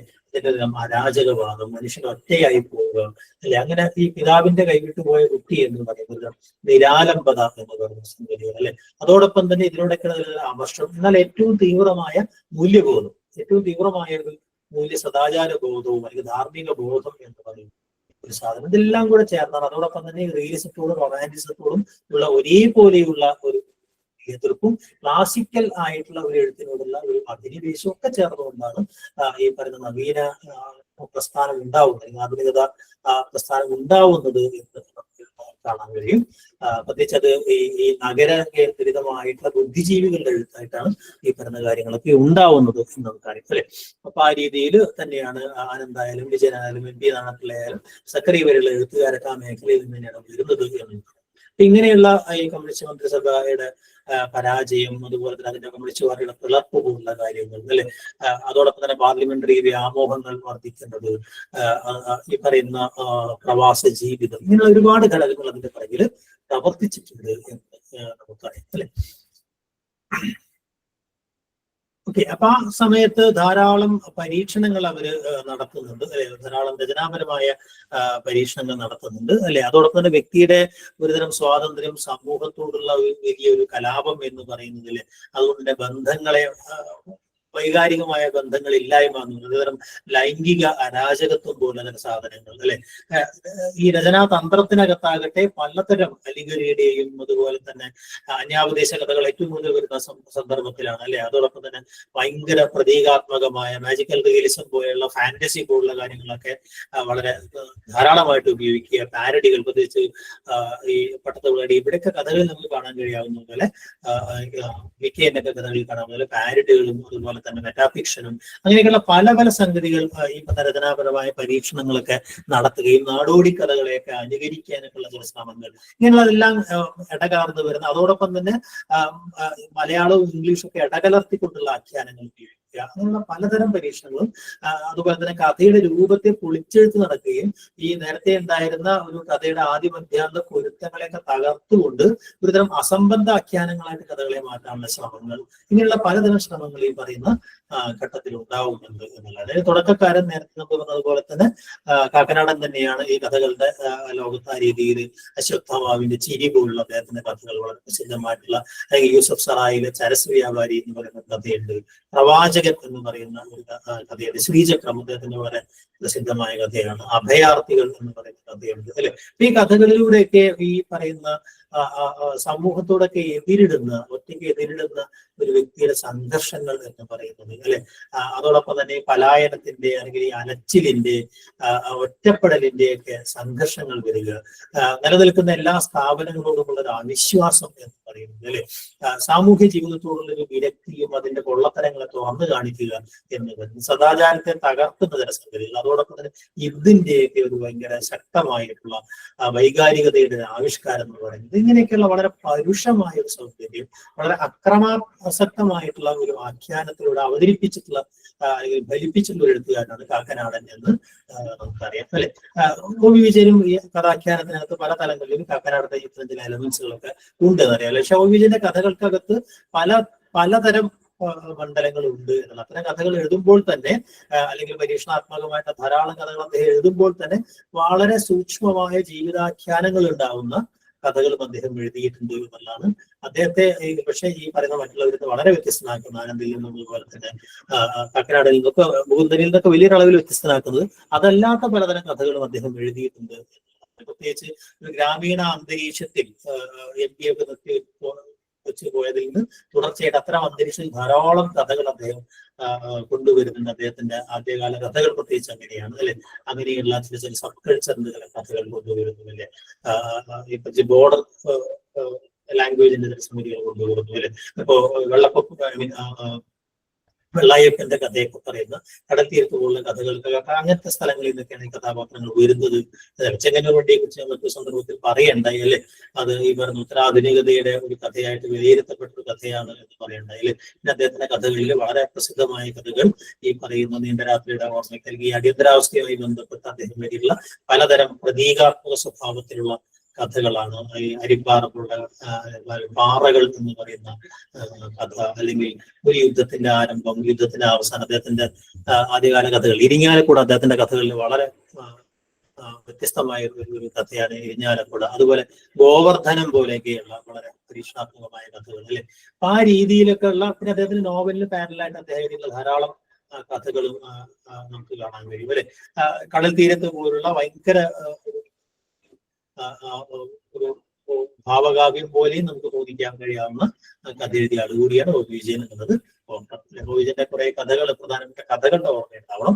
മറ്റൊരാൾ ആനന്ദാണ് അല്ലെ. ആനന്ദും ഈ പറയുന്നത് പോലെ അദ്ദേഹത്തിന്റെ നോവലുകളിൽ ചെയ്തതുപോലെ ഈ പറയുന്ന കഥ എന്ന് പറയുന്ന സവിശേഷമായ ഒരു ആഖ്യാന രൂപത്തെ മുഴുവൻ പൊളിച്ചു കളയും, അതിന്റെ സാങ്കേതികത്തെ മുഴുവൻ പൊളിച്ചു കളയും. കഥയെ ഒരു ഉപന്യാസമാക്കിയിട്ടോ അല്ലെങ്കിൽ ഒരു ചരിത്രാഖ്യാനമാക്കിയിട്ടോ പലപ്പോഴും സംവാദമാക്കിയിട്ടോ അന്വേഷണമാക്കിയിട്ടൊക്കെ മാറ്റുന്ന ഒരു കഥാകാരനാണ്. അതുകൊണ്ട് അദ്ദേഹത്തെ പല കഥകളാണെന്ന് പോലും നമുക്കറിയാം. കഥയില്ലായ്മകൾ പല ആളുകൾ അങ്ങനെ വിമർശിച്ചിട്ടുണ്ട്. കഥയ്ക്ക് ചില സംഭവങ്ങൾ വേണം എന്നൊരു വാശിയില്ലാതിരുന്ന ആളാണ് എന്ന് നമുക്കറിയാം. അദ്ദേഹത്തിന് ചില ആലോചനകൾ, ദാർശനികമായ ആലോചനകൾ, എന്നാൽ സൂക്ഷ്മമായ കഥകളുള്ള കഥകളും അദ്ദേഹം എഴുതിയിട്ടുണ്ട്. ഇപ്പൊ പൂജ്യം, അതുപോലെ തന്നെ നാലാമത്തെ ആണി വളരെ പ്രസിദ്ധമായ കഥയാണ് നമുക്കറിയാം അല്ലെ. ഈ പറയുന്ന ആറാമത്തെ വീരിൽ, അതുപോലെ ഗോവർദ്ധൻ, വേലി, ഭ്രമണം തുടങ്ങിയ ധാരാളം കഥകൾ അദ്ദേഹത്തിൻ്റെതായിട്ടുണ്ട്. അപ്പൊ അങ്ങനെയൊക്കെയുള്ളൊരു ഒരു ഒരു ഒരു ഈ പറയുന്ന ആധുനിക മനുഷ്യന്റെ വലിയൊരു പരാജയ സന്ധിയെയാണ്, അല്ലെങ്കിൽ ഈ പറയുന്ന സിസ്റ്റത്തിന്റെ ഫെയിലിയറിനെയാണ് അദ്ദേഹത്തിന്റെ മനുഷ്യന്റെ ഈ മനുഷ്യകുലത്തിന് വലിയ ഫെയിലിയറിനെ പലപ്പോഴും അഭിസംബോധന ചെയ്യുന്ന കഥകൾ അദ്ദേഹത്തിന്റെ. അതോടൊപ്പം തന്നെ കഥയെ ഫിലോസഫിക്കലായി മാറ്റുക എന്ന് പറയുന്ന ഒരു അദ്ദേഹത്തിന്റെ എല്ലാ കഥാപാത്രങ്ങളും അദ്ദേഹത്തിന്റെ ഭാഷയിൽ സംസാരിക്കുക തുടങ്ങിയ പല കാര്യങ്ങളും ഈ പറയുന്ന ആനന്ദിന്റെ കഥകളിൽ നമുക്ക് പൊതുവായിട്ട് കാണാൻ കഴിയും. ഇതൊരല്പം വ്യത്യസ്തമായ ഒരു കഥാകൃത്താണ് എം പി നാരായണപിള്ള. ഭാഷ കൊണ്ട് വളരെ പരീക്ഷണാത്മകമായിട്ട് പ്രവർത്തിച്ചിട്ടുള്ള, കഥയുടെ മണ്ഡലത്തിൽ പ്രവർത്തിച്ചിട്ടുള്ള ഒരാളാണ് എം പി നാരായണപിള്ള. അദ്ദേഹത്തിന് മുരുകൻ എന്ന പാമ്പാട്ടി അല്ലെ കള്ളൻ എന്ന് പറയുന്ന ആദ്യത്തെ കഥയിൽ തന്നെ ആ ഒരു വ്യത്യാസം നമുക്ക് കാണാൻ കഴിയും. നല്ലൊരു കഥയുണ്ടാവും, പക്ഷെ അത് ഈ പറയുന്ന പോലെ വളരെ വിചിത്രമായ ജീവിത സന്ദർഭങ്ങളെയും മനുഷ്യരെയും അതിന്റെ സങ്കീർണതയൊക്കെ ആവിഷ്കരിക്കുന്നുണ്ടാവും. എന്നാൽ അതിനെ ഒരു ഫിലോസഫിക്കലായ ഒരു തലത്തിലേക്ക് നമ്മൾ എത്തിക്കുകയും പലപ്പോഴും ഭയങ്കര വിചിത്രമായിട്ടുള്ള ഒരു ലോകത്തേക്ക് നമുക്ക് എത്തിക്കുന്നതിലും കഥകൾ അവിടെ ഉണ്ട്. അതുപോലെ തന്നെ വിഷവൈദ്യൻ ആ ഒരു കഥയുണ്ട് അദ്ദേഹത്തിന്റെ, ഭഗവാൻ ശ്രീകൃഷ്ണൻ എന്നൊക്കെ പറയുന്നത്. അങ്ങനെയുള്ള പല കഥകളിലും ഈ പറയുന്ന വളരെ പരീക്ഷണാത്മകമായ രചനകൾ നടത്തിയിട്ടുള്ള ഒരാളാണ് അല്ലെ. നോവലിലും അദ്ദേഹം പരീക്ഷണം നടത്തിയിട്ടുണ്ട് എന്ന് നമുക്ക് അറിയാൻ കഴിയും. അപ്പൊ ആ രീതിയിൽ എം പി നാരായണപിള്ള കുറെ ഇന്റലക്ച്വലായ കഥകൾ, കുറെ ആ പലപ്പോഴും ഈ പറയുന്ന പട്ടത്ത് വിളയായിട്ട് അദ്ദേഹത്തിന്റെ കഥകൾ ചില ലിങ്കേജുകളൊക്കെ നമുക്ക് ഈ പിന്നീട് വരുന്ന ഘട്ടത്തിൽ വരുന്നതാണ് പട്ടത്ത് വിള. അല്ല, അദ്ദേഹത്തിന്റെ കഥകളിലെ ലിങ്കേജുകളൊക്കെ പലതരത്തിൽ നമുക്ക് കാണാൻ കഴിയും എന്നുള്ളതാണ്. അങ്ങനെ രണ്ട് തലമുറകൾക്കകത്ത് അദ്ദേഹത്തിന്റെ കഥ പ്രവർത്തിക്കുന്നുണ്ട് സാമാന്യമായിട്ട് പറയാൻ കഴിയും. ഈ ഘട്ടത്തിൽ ഉടനീളം എഴുതിയ കഥാകൃത്താണ് എം മുകുന്ദൻ. വിജയന്റെ കാലം തൊട്ട് തന്നെ കഥകൾ എഴുതിയിട്ടുള്ള ഒരാളാണ് അല്ലെ. ഈ കഥകൾ തന്നെ വളരെ വിപുലമായ ഒരു കഥാലോകമുണ്ട്. അതിനകത്ത് ഈ നേരത്തെ പറഞ്ഞതുപോലുള്ള ഒരേ രീതിയിലുള്ള കഥകളല്ല എം മുകുന്ദൻ എഴുതിയിട്ടുള്ളത് എന്നുള്ളതാണ് ഏറ്റവും പ്രധാനപ്പെട്ട ഒരു കാര്യം.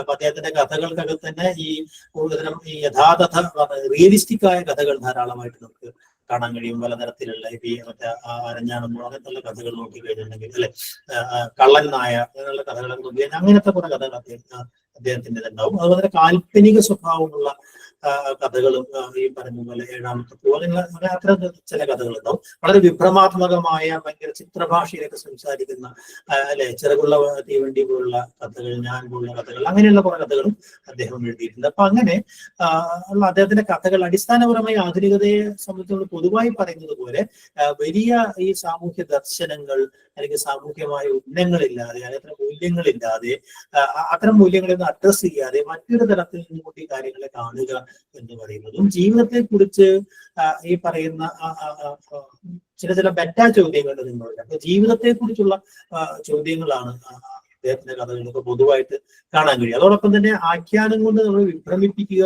എന്ന് പറയുന്ന ചില രാധരാധ മാത്രം പോലെ ഉള്ള കഥകളിലൊക്കെ, പ്രഭാതം മുതൽ പ്രഭാതം വരെയുള്ള കഥകളിലൊക്കെ ഈ പറയുന്ന പലതരം അസ്തിത്വ പ്രതിസന്ധികളൊക്കെ വളരെ സൂക്ഷ്മമായിട്ട് അവതരിപ്പിക്കുന്ന യാഥാർത്ഥ്യം ഏത് അല്ലെങ്കിൽ ഈ പറയുന്ന ഈ മിഥ്യ ഏത് എന്നൊക്കെ തിരിച്ചറിയാൻ കഴിയാത്ത അത്തരം സൂക്ഷ്മമായ ലെയറുകൾ ഉള്ള കഥകളും അദ്ദേഹത്തിന്റെ കഥകളായിട്ടുണ്ട്. ഈ ഡൽഹി നോവലിനെ ഒക്കെ പോലെ അല്ലെങ്കിൽ ഹരിദ്വാറിൽ മണിമുഴങ്ങുന്നു ആയാലും അല്ലെങ്കിൽ വീരുകളിൽ ഇങ്ങനത്തെ നോവലുകളൊക്കെ കാണുന്നത് പോലെ ഈ അസ്തിത്വവാദ ഭ്രാന്തമൂർത്തി ഈ പറയുന്ന മയക്കുമരുന്നിനൊക്കെ അടിമയായിട്ട് അല്ലെ ഭൂതിനെതിരെ വളരെ ശക്തമായ ഒരു മുഖത്ത് തന്നെ പിന്നീട് അഡ്രസ് ചെയ്തിട്ടുള്ള ഒരു കാര്യം കൂടിയാണ് അല്ലെ. അപ്പൊ അത്തരം പ്രമേയങ്ങൾ വരുന്ന കഥകളും അദ്ദേഹത്തിൻ്റെതായിട്ട് ഉണ്ട്. അത്തരം കഥകൾ കൂടുതലായിട്ട് എഴുതിയ ഒരാൾ കൂടി എം മുകുന്ദനാണ് എന്ന് പറയാൻ പറ്റും. ഈ ഒരു ഗ്രൂപ്പിൽ വളരെ വ്യത്യസ്തനാണ് VK എന്ന് പറയുന്നത്. VK ഒരു പക്ഷെ നമ്മുടെ ഏറ്റവും ആദ്യകാല മണിപ്രവാള കൃതികൾ തൊട്ട് ഏറ്റവും ആധുനികമായിട്ടുള്ള അല്ലെങ്കിൽ ഇത്തരം ഗ്ലോബൽ എന്നൊക്കെ പറയാവുന്ന പല സംഗതികളെയും തന്റെ ഈ പറയുന്ന ആഖ്യാന രൂപത്തിനകത്തേക്ക് കൊണ്ടുവന്ന ഒരാളാണ്.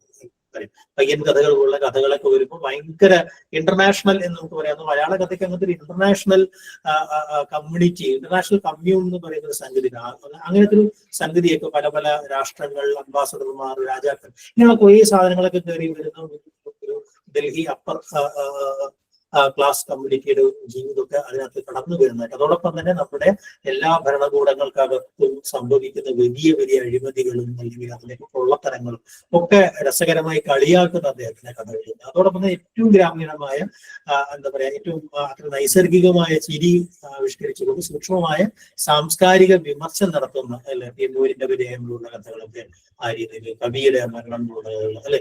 അതോടൊപ്പം തന്നെ ഈ പറയുന്ന ഒരുതരം പാരഡികളും മറ്റും എഴുതിക്കൊണ്ട് ഈ പറയുന്ന രാഷ്ട്രീയ വിമർശനം അല്ലെങ്കിൽ സാംസ്കാരിക വിമർശനമൊക്കെ നടത്തുന്ന ധാരാളം കഥകൾ, വനാഞ്ചര ടെസ്റ്റുകളുള്ള കഥകൾ, അപ്പുണ്ണിയൊക്കെ പോലെയുള്ള വളരെ സൂക്ഷ്മമായ സരളമായ കഥകൾ അദ്ദേഹം എഴുതിയിട്ടുണ്ട് നമുക്ക് കാണാൻ കഴിയും. അപ്പൊ അങ്ങനെ ഒരു ഭാഗത്ത് ഈ പറയുന്ന ഇന്ത്യൻ രാഷ്ട്രീയത്തെ അല്ലെങ്കിൽ മൊത്തം ഇന്ത്യൻ ഈ പാർലമെന്ററി രാഷ്ട്രീയത്തിന് അല്ലെങ്കിൽ നെഹ്റുവിയൻ സോഷ്യലിസത്തിനൊക്കെ സംഭവിച്ച തകർച്ചയെ വളരെ രൂക്ഷമായ പരിഹാസത്തോടും അതോടൊപ്പം തന്നെ വളരെ പ്രതിഷേധ സ്വഭാവത്തിലും വിപ്ലവ ആത്മകമായിട്ടും ഒരു കൂട്ടം കഥാകാരന്മാർ എഴുതുമ്പോൾ അതിനെയൊക്കെ വളരെ രസകരമായി സരസമായി കളിയാക്കി ഒരുതരം ആക്ഷേപഹാസ്യം സൃഷ്ടിക്കുന്ന ഒരു കുഞ്ചൻ നമ്പ്യാരുടെ രീതി അല്ലെങ്കിൽ ഒരുതരം ഒരു കൂത്തിന്റെ രീതി അദ്ദേഹം. അതോടൊപ്പം തന്നെ ഈ പറയുന്ന ക്യാരക്ടേഴ്സിനകത്ത് അല്ലെ നമ്മൾ ഈ നമ്പൂതിരി ചിത്രങ്ങൾക്ക് വേണ്ടി കഥ എഴുതുക എന്നൊക്കെ പറഞ്ഞ കാരിക്കേച്ചറുകൾ ഉണ്ടാക്കുക എന്ന് പറയുന്ന ഒരു സാധനം, സ്റ്റൈലൈസേഷൻ എന്ന് പറയും.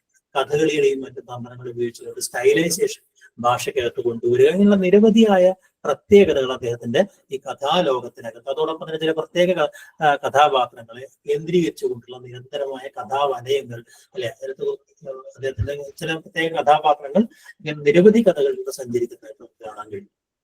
മറ്റൊരു പുരത്തിൽ കുഞ്ഞബ്ദുള്ളയാണ് അല്ലെ. പുരത്തിൽ കുഞ്ഞബ്ദുള്ളയുടെ കഥകൾക്കകത്തും ഈ പറയുന്ന ഈ അദ്ദേഹത്തിന്റെ ജീവിതാനുഭവങ്ങൾ, ആശുപത്രി അനുഭവങ്ങൾ അല്ലെ, അവിടേക്ക് ഉണ്ടാകുന്നതിലും ചില മൂല്യ തകർച്ചകൾ എന്നൊക്കെ പറയുന്നത് ജീവശവങ്ങൾ പോലുള്ള കഥകൾ അല്ലെ. കത്തി എന്ന് പറയുന്ന അദ്ദേഹത്തിന്റെ വളരെ പ്രസിദ്ധമായ ഒരു കഥാരയാണ്.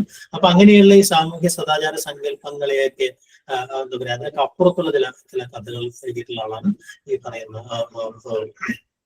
സന്താന ഗോപാലം എന്ന് പറയുന്ന സ്വദേശീയ രീതിയിൽ. അങ്ങനെ ഒരു കഥയാണ് അദ്ദേഹത്തിന്റെ.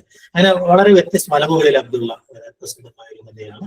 അങ്ങനെ ഒരുപക്ഷെ നമ്മുടെ സാമാന്യ സദാചാര ബോധത്തെയോ അല്ലെങ്കിൽ ജീവിത വീക്ഷണത്തെയൊക്കെ ഒന്ന് ചലഞ്ച് ചെയ്യുന്ന സ്വഭാവത്തിലുള്ള കഥകളും എഴുതിയിട്ടുള്ളയാളാണ് പുരത്തിൽ കുഞ്ഞബ്ദുള്ള. മറ്റൊരാൾ കഥയുടെ ലോകത്ത് പക്ഷെ ഇവരെക്കാളൊക്കെ വളരെ മികച്ച കഥകൾ എഴുതുകയും ഉത്തരാധുനിക കാലഘട്ടത്തിനകത്തും ഏറ്റവും ശക്തമായ കഥകൾ എഴുതിയിട്ടുണ്ട് സക്കറിയ എന്ന് നമുക്കറിയാം അല്ലെ. സക്കറിയയുടെ ഈ കഥകളിൽ പറഞ്ഞതുപോലെ അദ്ദേഹത്തിന്റെ കഥാപ്രപഞ്ചം നോക്കിക്കഴിഞ്ഞിട്ടുണ്ടെങ്കിൽ അത്രയേറെ വൈവിധ്യപൂർണ്ണമാണ്. പ്രമേയ തലത്തിലായാലും ആഖ്യാന തലത്തിലായാലും അല്ലെ, പലതും അനുകരണ സ്വഭാവത്തിലുള്ള കഥകളാണ് അറിയാം.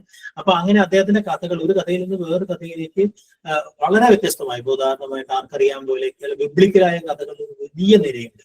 അതിനകത്തിന് ഭയങ്കര അതിന്റെ തന്നെ ഭാഷ ഉപയോഗിച്ചിട്ടുള്ള അത്ര അനുഭവം നൽകുന്ന കഥകളുണ്ട്. എന്നാൽ അതിനെയൊക്കെ വളരെ ചെറിയ പരിഹാസത്തോടു കൂടി അവതരിപ്പിക്കുന്ന കഥകളും ധാരാളമായിട്ട് അദ്ദേഹം എഴുതിയിട്ടുണ്ട്. അതോടൊപ്പം തന്നെ ഏറ്റവും ഗ്രാമീണമായ കഥകൾ എഴുതുന്നു, നഗരകേന്ദ്രിതമായ കഥകൾ എഴുതുന്നു, അങ്ങനെ പലതരം കഥകൾ. അതോടൊപ്പം തന്നെ ഈ പഞ്ചതന്ത്രം കഥകളെ പോലെയൊക്കെയുള്ള അത്ര ചില നാടോടി കഥകളുടെ ഘടനയിലുള്ള കഥകൾ അദ്ദേഹം പല ദൂരിടത്തുള്ള കഥകൾ, അതുപോലെ തന്നെ യേശുപുരം പബ്ലിക് ലൈബ്രറിയെ കുറിച്ചുള്ള അങ്ങനെയുള്ള വളരെ ഗംഭീരമായ കഥകൾ, വളരെ പരീക്ഷണ സ്വഭാവമുള്ള എന്നാൽ ലോക സാഹിത്യത്തിനകത്ത് നമ്മൾ നേരത്തെ പരിചയിച്ചിട്ടുള്ള ചില കഥകളുടെ തന്നെ ചില രൂപങ്ങൾ അദ്ദേഹം കൊണ്ടുവരുന്നുണ്ട് അല്ലെ.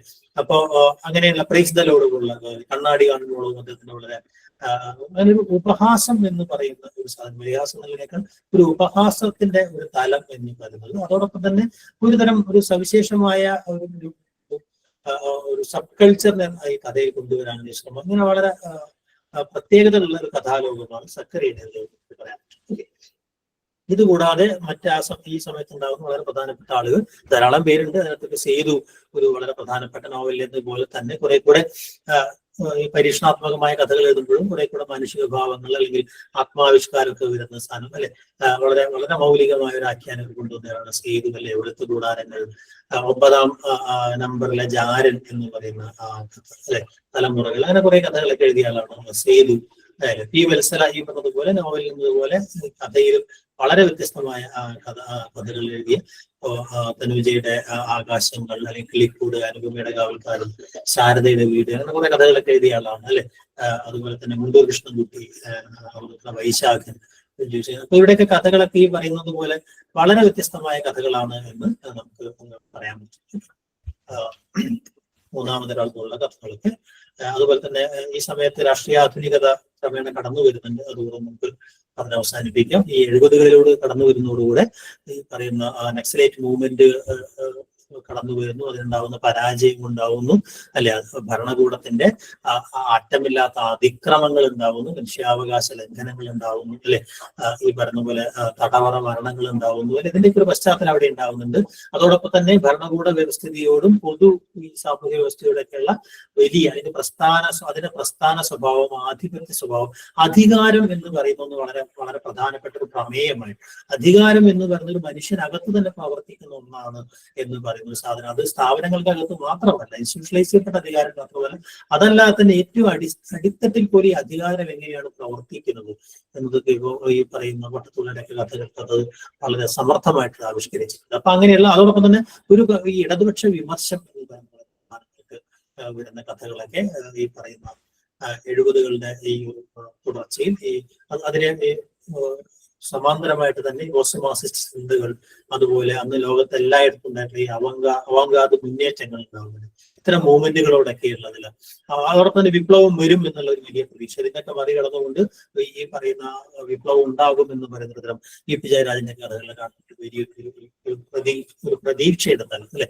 ഇങ്ങനെയുള്ള കഥകൾ എഴുതിയ ആളുകളാണ് ഈ പറയുന്ന എം സുകുമാരനായാലും യു പി ജയരാജായാലും പട്ടത്തുളകനായാലും പി കെ നാഥനായാലും CR പരമേശ്വരനായാലും ചില ചില കഥകളിൽ പോലും തന്നെ രാഷ്ട്രീയ ആധുനികതയുടെ സ്വഭാവം ഉണ്ട് എന്ന് പറയാൻ പറ്റും. ആ ഒരു ഘട്ടത്തിലെ കുറച്ച് എഴുത്തുകാരെ കുറിച്ച് ജസ്റ്റ് ഒന്ന് കഥാകൃത്തുക്കളെ കുറിച്ച് പരിചയപ്പെടാം അല്ലെ. അതിനകത്ത് ഏറ്റവും ആദ്യത്തെ ആളെന്ന് പറയുന്നത് അങ്ങനെ ഒരു ഇടതുപക്ഷ രാഷ്ട്രീയത്തിനകത്ത് നിന്നല്ലാതെ കഥ എഴുതിയ ഒരാളാണ് പട്ടത്തുപിള്ള എന്നറിയാം. ഒരു ഇന്റലക്ച്വൽ ആയ കഥകളാണ് അദ്ദേഹത്തിന്, പരീക്ഷണ സ്വഭാവത്തിലുള്ള കഥകളാണ് അല്ലെ. അപ്പൊ അതുകൊണ്ട് തന്നെ അതിന്റെ പല എന്താ പറയാ പരീക്ഷണങ്ങൾ, ഈ സത്യാന്വേഷണം, നട്ടെല്ലികളുടെ ജീവിതം അല്ലെ, ലോകനിഷത്ത് പോലെയൊക്കെയുള്ള വളരെ വ്യത്യസ്തമായ കഥകൾ. അതോടൊപ്പം തന്നെ അതിനകത്ത് ഈ പറയുന്ന അദ്ദേഹം നടത്തുന്ന ഭാഷാപരമായ കലാപങ്ങൾ എന്ന് പറയുന്നത് അല്ലെ. അതോടൊപ്പം തന്നെ അതിനെ ഈ പറഞ്ഞ പുരാണങ്ങളും മറ്റൊക്കെ, പുരാണവും അതുപോലത്തെ സമകാലിക ജീവിതവും അന്താരാഷ്ട്ര ലോകവും എല്ലാം ഇടകലർത്തിക്കൊണ്ടുണ്ടാവുന്ന സവിശേഷമായ ഒരു സ്ഥലത്തിന്റെ നിർമ്മാണം എന്ന് പറയുന്നത് അല്ലെ. അതുപോലെ തന്നെ കഥയുടെ ആഖ്യാനത്തെ കട്ടിമറിച്ചുകൊണ്ട് പലപ്പോഴും അതിനെ ചർച്ചകളാക്കിയിട്ട് സംവാദങ്ങളൊക്കെ മാറ്റുന്ന ഒരു പൊളിറ്റിക്കൽ ഡയലോഗിനുള്ള, അപ്പോൾ പ്രത്യേകിച്ച് പല ഈ കമ്മ്യൂണിസ്റ്റ് പാർട്ടിയുടെ പല ചരിത്ര സന്ദർഭങ്ങളിൽ നിന്നുകൊണ്ട് അത്തരം കഥാപാത്രങ്ങളെയൊക്കെ ഫേമസുള്ള ആളുകളുടെയൊക്കെ ചില അവരെയൊക്കെ പ്രതീകവൽക്കരിച്ചുകൊണ്ട് അല്ലെങ്കിൽ അവരെയൊക്കെ പരിഹസിച്ചുകൊണ്ട് ചില കഥാപാത്ര സൃഷ്ടികളൊക്കെ നടത്തിക്കൊണ്ട് ശരിയായ ചരിത്ര സന്ദർഭങ്ങളും അല്ലാത്തതൊക്കെ ഇടകലർത്തി ഉപയോഗിക്കുന്ന ഈ പറയുന്ന കമ്മ്യൂണിസ്റ്റ് വിമർശനം നടത്തുന്ന രീതി, ഇതൊക്കെ നമുക്ക് പട്ടത്തുള്ളവരുടെ കഥകളിൽ നമുക്ക് കാണാൻ കഴിയും എന്നുള്ളതാണ്. മറ്റുള്ള എം സുകുമാരനാണ്. എം സുകുമാരന്റെ കഥ ഈ പറയുന്ന പല ഘട്ടങ്ങളിലൂടെ വികസിച്ചൊരു കഥയാണ്. അങ്ങനെ രാഷ്ട്രീയ ആധുനികതയിലേക്ക് എത്തിയ ഒരു കഥാകൃത്താണ് എം സുകുമാരൻ എന്ന് അറിയാം അല്ലെ. അപ്പൊ ഈ പറയുന്ന ആധുനികതാവാദത്തിന്റെ ഘട്ടത്തിൽ നിന്ന് കുറെ കൂടെ പൊളിറ്റിക്കലാക്കി മാറ്റിയ ഒരാൾ കൂടിയാണ് സച്ചിദാനന്ദന്റെ കോട്ടിയാണ് ആധുനികതാവാദം എന്ന വിപുലമായ രാഷ്ട്രീയ സൗന്ദര്യ ഭാവുകത്വ വിച്ഛേദത്തെ രൂപപരവും ഭാവപരവുമായി ഏറ്റെടുത്ത എഴുത്തുകാരനാണ് എം സുകുമാരൻ. ലെവൽ ക്രോസ്, അല്ലെങ്കിൽ തിക്കുണ്ണി, രഥോത്സവം, നക്ഷത്രരശ്മി, അങ്ങനെ ചരിത്രഗാഥ, അങ്ങനെ കുറെ വളരെ പ്രധാനപ്പെട്ട രചനകളിലൂടെ ഈ പറയുന്ന പാർട്ടിക്കകത്ത് നിന്നുകൊണ്ട് തന്നെ ആന്തരികമായ വിമർശനങ്ങളൊക്കെ നടത്തുകയും ഒക്കെ ചെയ്യുന്ന എഴുത്തുകാരനാണ് എം സുകുമാരൻ. പട്ടത്തുളയെ പോലെ അങ്ങനെ ഒരു ഇന്റലക്ച്വൽ ആയ കഥകളല്ല എം സുകുമാരൻ്റെ എന്നുള്ളത് വളരെ ശ്രദ്ധേയമായ സംഗതിയാണ്. മറ്റൊരാൾ അതിന്റെയൊക്കെ തുടർച്ചയിൽ വന്ന അതിന്റെ ഒരു അവസാനത്തിൽ വരുന്നത് UP ജയരാജാണ്. UP ജയരാജന്റെ കഥകളാകുമ്പോൾ ശരിക്കും ഈ പറയുന്ന വിഷാദവും ഒറ്റപ്പെടലും നിരാശയും ഒക്കെ വളരെ ശക്തമാകും. എന്നാൽ തീവ്രമായ ഒരു വിപ്ലവാഭിലാഷം എന്ന് പറയുന്ന ഒരു സംഗതി ഉണ്ടാവുന്ന ഒരു എന്താ പറയാ അങ്ങനത്തെ ഒരു തീവ്ര വിപ്ലവകാരികൾ തന്നെ തുടർച്ചയായി നായകന്മാരാകുന്ന കഥകൾ എഴുതിയിട്ടുള്ള മറ്റേ കഥാകൃത്താണ് UP ജയരാജലെ നിരാശാഭരിതനായ സുഹൃത്തിന് ഒരു കത്ത് എന്ന് പറഞ്ഞ് ഞാൻ എഴുതിയ കവിത, ലവ്കിനാവിലെ പ്രതിപ്രതകൾ എന്ന് പറയുന്ന കഥ അല്ലെ. പിന്നെ അതുപോലെ തന്നെ ഈ പറയുന്ന കഥാകൃത്തുക്കളുടെ കഥകൾ അഭിനവ കഥകൾ എന്ന പേരിൽ DC ബുക്സ് പുസ്തകമാക്കിയിട്ടുണ്ട്, എനിക്കറിയാം അല്ലെ.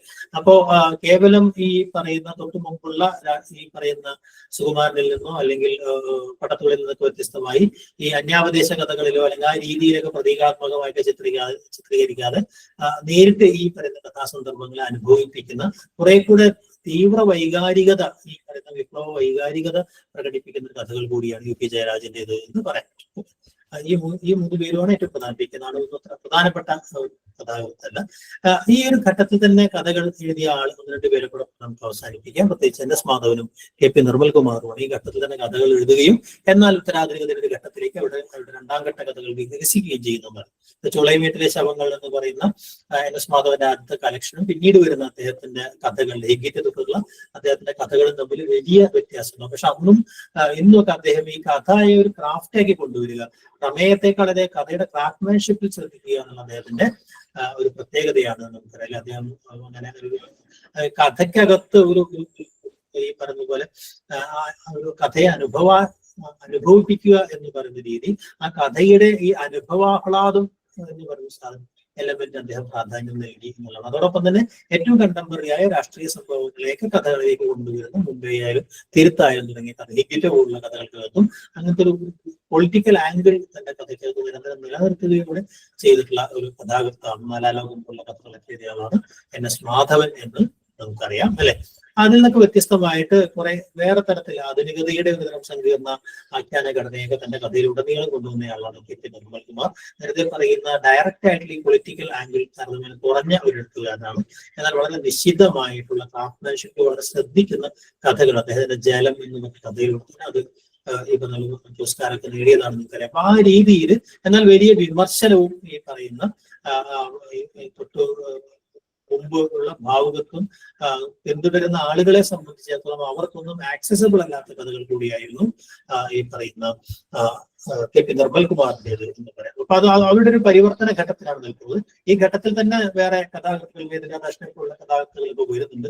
അവരോടുകൂടി തന്നെ നമുക്ക് ഉത്തരാധുനികത എന്ന് പറയുന്ന ഒരു ഘട്ടത്തെ കുറിച്ച് മറ്റൊരു സന്ദർഭത്തിൽ നമുക്ക് പറയാൻ പറ്റും അല്ലെ. അപ്പോഴേക്കും ഈ കഥ ഒരു വൈവിധ്യങ്ങളുടെ ലോകത്തിലേക്ക് നമ്മൾ പോവുകയും ഈ സൂക്ഷ്മ സ്വത്വങ്ങളുടെ പുറത്തെത്തി പറഞ്ഞതുപോലെ അങ്ങനെയുള്ള പല പല സ്പേസുകളിൽ നിന്നുള്ള ദളിത് കഥകൾ, സ്ത്രീ കഥകൾ അല്ലെ, അങ്ങനെ പല മേഖലകളിൽ നിന്നുള്ള കഥകൾ ഉണ്ടാവുന്ന ഒരു കഥയുടെ ഒരു അതോടൊപ്പം തന്നെ കഥ കവറായി മാറും. ഈ പറയുന്ന കഥ എന്ന് പറയുന്ന ആഖ്യാനം ആനുകാലികങ്ങളിൽ നിന്നാണ് കഥ തുടങ്ങിയത് എന്ന് പറയണ്ടായി അല്ലെ. പിന്നീട് അത് നോവലുകൾക്ക് ഉണ്ടാകുന്ന ഒരു മേൽക്കൈയിൽ നിന്ന് മാറിക്കൊണ്ട് കഥ ഈ പറയുന്ന മാധവും ഈ വാരാന്ത പതിപ്പിലൂടെ ഈ KC നാരായണൻ തുടങ്ങി വെച്ചൊരു സംഗതിയാണ് കഥ കവർ ഫീച്ചറായി മാറുക എന്ന് പറയുന്നത്. അപ്പൊ ആ രീതിയിൽ ചില കഥകളെ 90കളുടെ ഒരു അവസാനം 90കളിൽ ഇത് ധാരാളമായിട്ട് ഇത് വരുന്നുണ്ട്. ഈ കഥകളെ കേന്ദ്രീകരിച്ച് അങ്ങനെയുള്ള ഒരു ഘട്ടമാണ് ഉത്തരാധുനിക ഒരു ഘട്ടം എന്ന് പറയുന്നത്. മറ്റൊരു സന്ദർഭത്തിൽ നമുക്ക് ചില ചോദ്യങ്ങൾ കൂടെ നമുക്ക് ഓടിച്ചു നോക്കാം അല്ലെ. കിരീടങ്ങൾ പതിക്കുമ്പോൾ എന്ന ചെറുകഥ ആരുടേതാണ് എന്നാണ് ചോദ്യം. അറിയാവോ, വളരെ പ്രസിദ്ധമായ കഥയാണ്. നമ്മുടെ കഥാകൃത്തിന്റെ കഥയെ കുറിച്ച് നമ്മൾ പറയുന്നുണ്ടായി.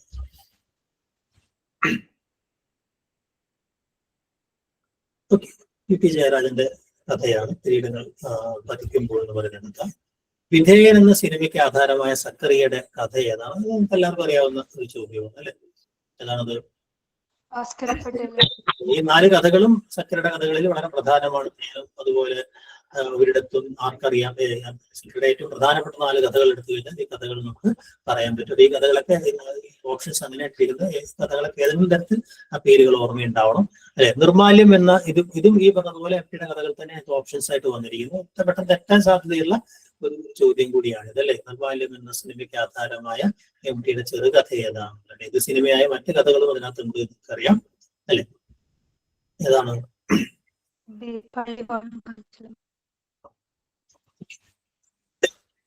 പള്ളിവാളും വാൽച്ചിലമ്പും, കാൽച്ചിലമ്പും എന്ന് പറയുന്ന കഥയാണ്.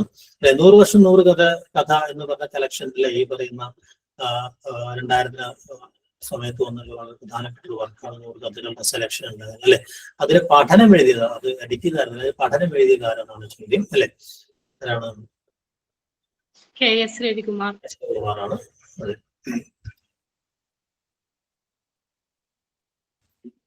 കാരൂർ കഥകളെ മന്ദസ്മിത പ്രസ്ഥാനം എന്ന് വിളിച്ചത് ആരാണ് എന്നാണ് ചോദ്യം. കാരൂർ കഥകൾക്ക് മന്ദസ്മിത പ്രസ്ഥാനം എന്ന് വിശേഷിപ്പിച്ചത് ആര്? CJ അത് പ്രസിദ്ധമായ പ്രയോഗമാണ്. എടുത്തു പറയത്തക്ക ഒന്നും തന്നെ ഈ കഥയിലില്ല. ഇതിലെ കഥാപാത്രം കഥ എഴുതുന്നത് VP ശിവകുമാർ തന്നെയാണ്. ഒരു കോളേജ് ലെക്ചർ എന്ന് തുടങ്ങുന്ന കഥ ഏതാണ്? VP ശിവകുമാറും നമ്മൾ നേരത്തെ പറഞ്ഞ ആധുനികതയുടെ കഥത്തിൽ വളരെ വ്യത്യസ്തമായ കഥകൾ എഴുതിയിട്ടുള്ള അല്ലെ, പാര പോലെയൊക്കെയുള്ള അതിഗംഭീരമായ കഥകൾ എഴുതിയിട്ടുള്ളതാണ്. അതുപോലെ തന്നെ പ്രസിദ്ധമായ കഥയാണ് മന്ത്. ആ കഥ ഇതിലെ വരികളാണെന്ന്. രമണന് പാരടി എഴുതിയ കഥാകാരി ആരാണ് എന്നാണ് അറിയാവോ? സരസ്വതി അമ്മയാണ് പാരടി എഴുതിയത് അല്ലെ. ഇത് നിങ്ങൾക്ക് എല്ലാവർക്കും അറിയാവുന്ന ചോദ്യമാണ് അല്ലെ. ചൊല്ലിയാറ്റ് എന്നുള്ള കഥാപാത്രത്തെ കേട്ടാൽ തന്നെ ഏതാണ് കഥ എന്ന് നിങ്ങൾക്ക് മനസ്സിലാവും അല്ലെ. ഇപ്പൊ അങ്ങനെയുള്ള ചില ഉദ്ധരണികൾ വെച്ചുകൊണ്ട് തന്നെ ചില ചോദ്യങ്ങൾ വരാം അല്ലെ. ഏത് കഥയിൽ നിന്നാണ് എന്നുള്ള ഉത്തരം. പക്ഷെ ആവേശത്തിൽ നമ്മൾ തെറ്റിക്കാൻ പാടില്ല. ഈ പറയുന്ന കഥകളൊക്കെയും അദ്ദേഹം 4 രാഷ്ട്രീയ സന്ദർഭങ്ങളെ മുൻനിർത്തി എഴുതിയ കഥകളാണ്. അതുകൊണ്ടാണ് അത് ഓപ്ഷൻസ് അല്ലേ. മുംബൈ എന്ന് പറയുന്നത്. അപ്പൊ ഓരോ രാഷ്ട്രീയ സംഭവങ്ങളും എന്തായിരുന്നു എന്ന് ഉള്ള ചോദ്യവും വരാം. മുംബൈയെ ഈ പറയുന്നതുപോലെ എന്താണ് ആ കഥയ്ക്ക് പിറകിലുള്ള ഈ പറയുന്ന പൗരത്വവുമായി ബന്ധപ്പെട്ടുള്ള കഥ അല്ലെ. തിരുത്ത് എന്ന് പറയുന്ന ബാബറി മസ്ജിദുമായി ബന്ധപ്പെട്ട കഥ അല്ലെ. ഈ കമ്മ്യൂണിസ്റ്റ് സോവിയറ്റ് റഷ്യയുടെ തകർച്ചയുമായി ബന്ധപ്പെട്ട 4ാം ലോകം, ഇന്ദിരാഗാന്ധിയുടെ മരണവും അല്ലെ, അതുമായി ബന്ധപ്പെട്ട കൂട്ടക്കൊലയുമായി ബന്ധപ്പെട്ട വൻമരങ്ങൾ വീഴുമ്പോൾ എന്നുള്ള കഥ അല്ലെ. അപ്പൊ ആ കഥകളൊക്കെ ഏതെങ്കിലും സംഭവങ്ങളുമായി ബന്ധപ്പെട്ടതായിരിക്കും. അപ്പൊ അങ്ങനെയും ചിലപ്പോൾ നമുക്ക് ചോദ്യങ്ങൾ വരാം.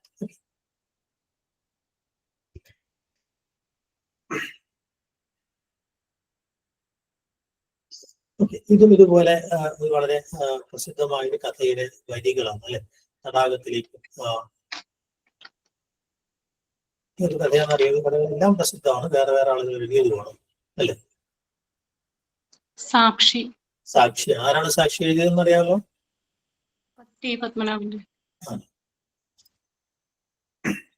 അപ്പൊ ഈ കഥകളിലൊക്കെ ആരാ എഴുതിയെന്ന് മനസ്സിൽ ഇങ്ങനെ ഓർമ്മയുണ്ടാവും അല്ലെ. ഇത് 4 നായക്കഥകളാണ് അല്ലെ. 4 നായക്കഥകളാണ് എന്നുള്ളത് അല്ലെ. അതിനകത്ത് ഏത് കഥയിൽ നിന്നാണ് ഈ വരി എന്നാണ് അല്ലെ. വെള്ളപ്പൊക്കത്തിൽ ടൈഗർ അല്ലെ. വെള്ളപ്പൊക്കത്തിൽ ഈ 4 കഥകളും ആരെഴുതിയതാണെന്നും അല്ലെങ്കിൽ അങ്ങനെ നായയുടെ കഥകളും അല്ലെങ്കിൽ വ്യത്യാസം അല്ലെ, അങ്ങനെയുള്ള ചോദ്യങ്ങൾ വരാം. അപ്പൊ ഈ 4 കഥകളും വളരെ ശ്രദ്ധേയമായ കഥകളാണ്. നമുക്കത് ഓർമ്മയുണ്ടാവണം. അടുത്തതും ഒരു ഉദ്ധരണിയാണ് അല്ലെ. ഞാൻ നിന്റെ അടുത്ത് പല പ്രാവശ്യം വന്നിട്ട് വളരെ പ്രസിദ്ധമായിട്ടുള്ള കഥയാണ് അല്ലെ. പ്രസിദ്ധമായ കഥയാണ്.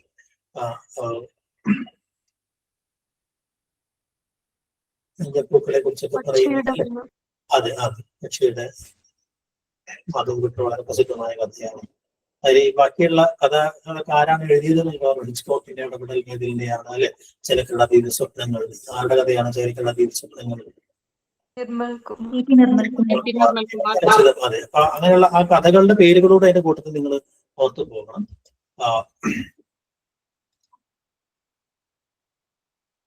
ഓക്കെ, പ്രപഞ്ചത്തിന്റെ അവശിഷ്ടങ്ങൾ എന്ന ചെറുകഥ രചിച്ചത് ആര് എന്ന് അല്ലെ. സക്കറിയുടെ കഥയാണ്.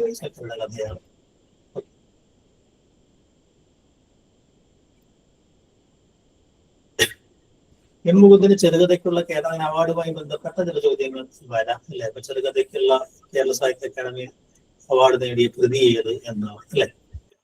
ഹൃദയായ ഒരു പെൺകുട്ടി എന്ന് പറയുന്ന കൃതിക്കാണ് കിട്ടിയിട്ടുള്ളത് അല്ലെ. മരിച്ചിട്ടില്ലാത്തവരുടെ സ്മാരകങ്ങൾ നിങ്ങൾക്ക് എല്ലാവർക്കും അറിയാവുന്ന ഒരു ചോദ്യമാണ് അല്ലെ. ആരുടേതാണത്? സുകുമാരൻ്റെതാണ്. സെൻസിനൊക്കെ തന്നെ നടക്കുന്നുണ്ട്. വെള്ളായപ്പൻ ഏത് കഥയിൽ നിന്നുള്ള കഥാപാത്രമാണ്? കടൽ തീരത്ത്. കടൽ തീരത്തിൽ ഉള്ള കഥയാണ്. ചെറുകഥാ പ്രസ്ഥാനത്തെ പറ്റി കഥയുടെ കഥ എന്ന് പറയുന്ന പുസ്തകം എഴുതാനാണ്. കഥ തേടുന്ന കഥയുണ്ടായിരുന്നു മലയാളത്തിലെ പല പല പേരുകളിൽ നിന്നുള്ളത്. അതേപോലെ തന്നെ കവിത ഇതുപോലെ കവിത എഴുതാതെ വളരെ വ്യത്യസ്തമായ പുസ്തകങ്ങൾ ഉണ്ടായിട്ടുണ്ട്. കഥയുടെ കഥ എന്ന് പറയുന്ന പുസ്തകം എഴുതിയതാരാണ്? എസ് രവികുമാറാണ്.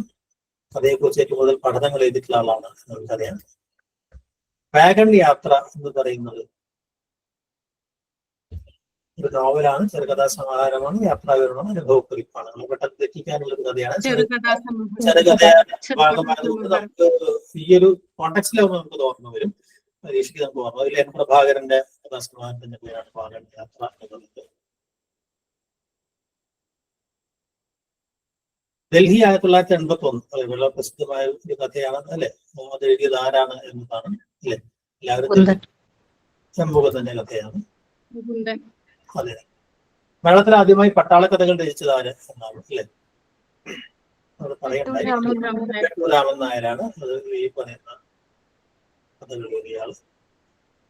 കാരൂരിന്റെ കൃതികളിലെ വിഷാദം ആസന്നമായ സാമുദായിക വിപ്ലവത്തിന്റെ മുന്നോടിയാണ് എന്ന് നിരീക്ഷിച്ചതാണ്? കേസരി ബാലകൃഷ്ണൻ. കേസരി ബാലകൃഷ്ണത്തിലെയാണ്.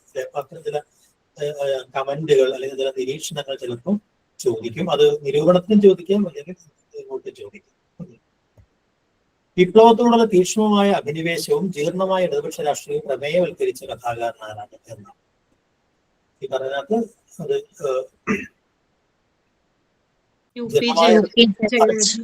രണ്ടും ചേർന്ന് എന്ന് പറയുന്നത് ഇപ്പൊ ഈ പറഞ്ഞ വിപ്ലവത്തോടുള്ള അഭിനിവേശം ഒന്നും ഇല്ലാത്തതാണ് പട്ടത്തുള്ള എന്ന് നമുക്കറിയാം അല്ലെ. കെ ആർ മോഹനന്റെ പുരുഷാർത്ഥം എന്ന സിനിമയ്ക്ക് ആധാരമായ ചെറുകഥ ആരുടേതാണ് എന്ന് അല്ലെ. ഇതെല്ലാം മറ്റ കഥാകൃത്തിന്റെ കഥയാണ് അല്ലെ. ആരുടെ കഥകളാണ് ഇതൊക്കെ? സി വി ശ്രീരാമന്റെ കഥകളാണ് അല്ലെ. അദ്ദേഹത്തിന്റെ ഇരിക്കപ്പിണ്ടം എന്ന് പറയുന്ന കഥയെ ആസ്പദമാക്കിയിട്ടാണ് സംസ്ഥാന അവാർഡൊക്കെ കിട്ടിയിട്ടുള്ള പുരുഷാർത്ഥം എന്ന് പറയുന്ന സിനിമ ഉണ്ടായത്. അവൾ പലരെയും ആകർഷിച്ചു, പലരെയും വെറുപ്പിച്ചു. ഇങ്ങനെ ആരംഭിക്കുന്ന കഥ ഏതാണ് എന്നാണ്. അത് കഥകളൊക്കെ തമ്മിൽ ബന്ധം എന്താണെന്ന് എനിക്കറിയാം അല്ലെ. ഏതാണ് കഥ? രമണി. ജോർജ് ആറാമിന്റെ കോടതി എന്ന കഥ രചിച്ചതാര് എന്നാണ് ചോദ്യം.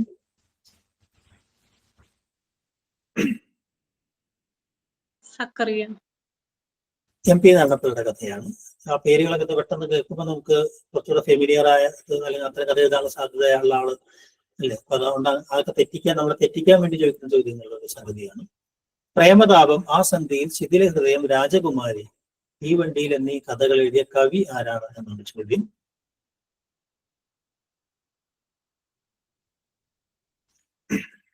ചങ്ങമ്പുഴയാണ് അല്ലെ. ചങ്ങമ്പുഴയാണ് അതിന് ഉത്തരം. ചങ്ങമ്പുഴയുടെ കഥകളാണ്. അങ്ങനെ കവികൾ എഴുതിയ കഥകൾ, കഥാകൃത്തുക്കളുടെ കഥകൾ, അങ്ങനെയുള്ള ചോദ്യങ്ങളും വരും. ഓക്കെ, എന്തായാലും കുറച്ച് ചോദ്യങ്ങൾ പറഞ്ഞു. നമുക്കിനി തൊട്ടടുത്ത മോഡ്യൂളിലേക്ക് നമുക്ക് അടുത്ത ക്ലാസ്സിൽ പോവാം.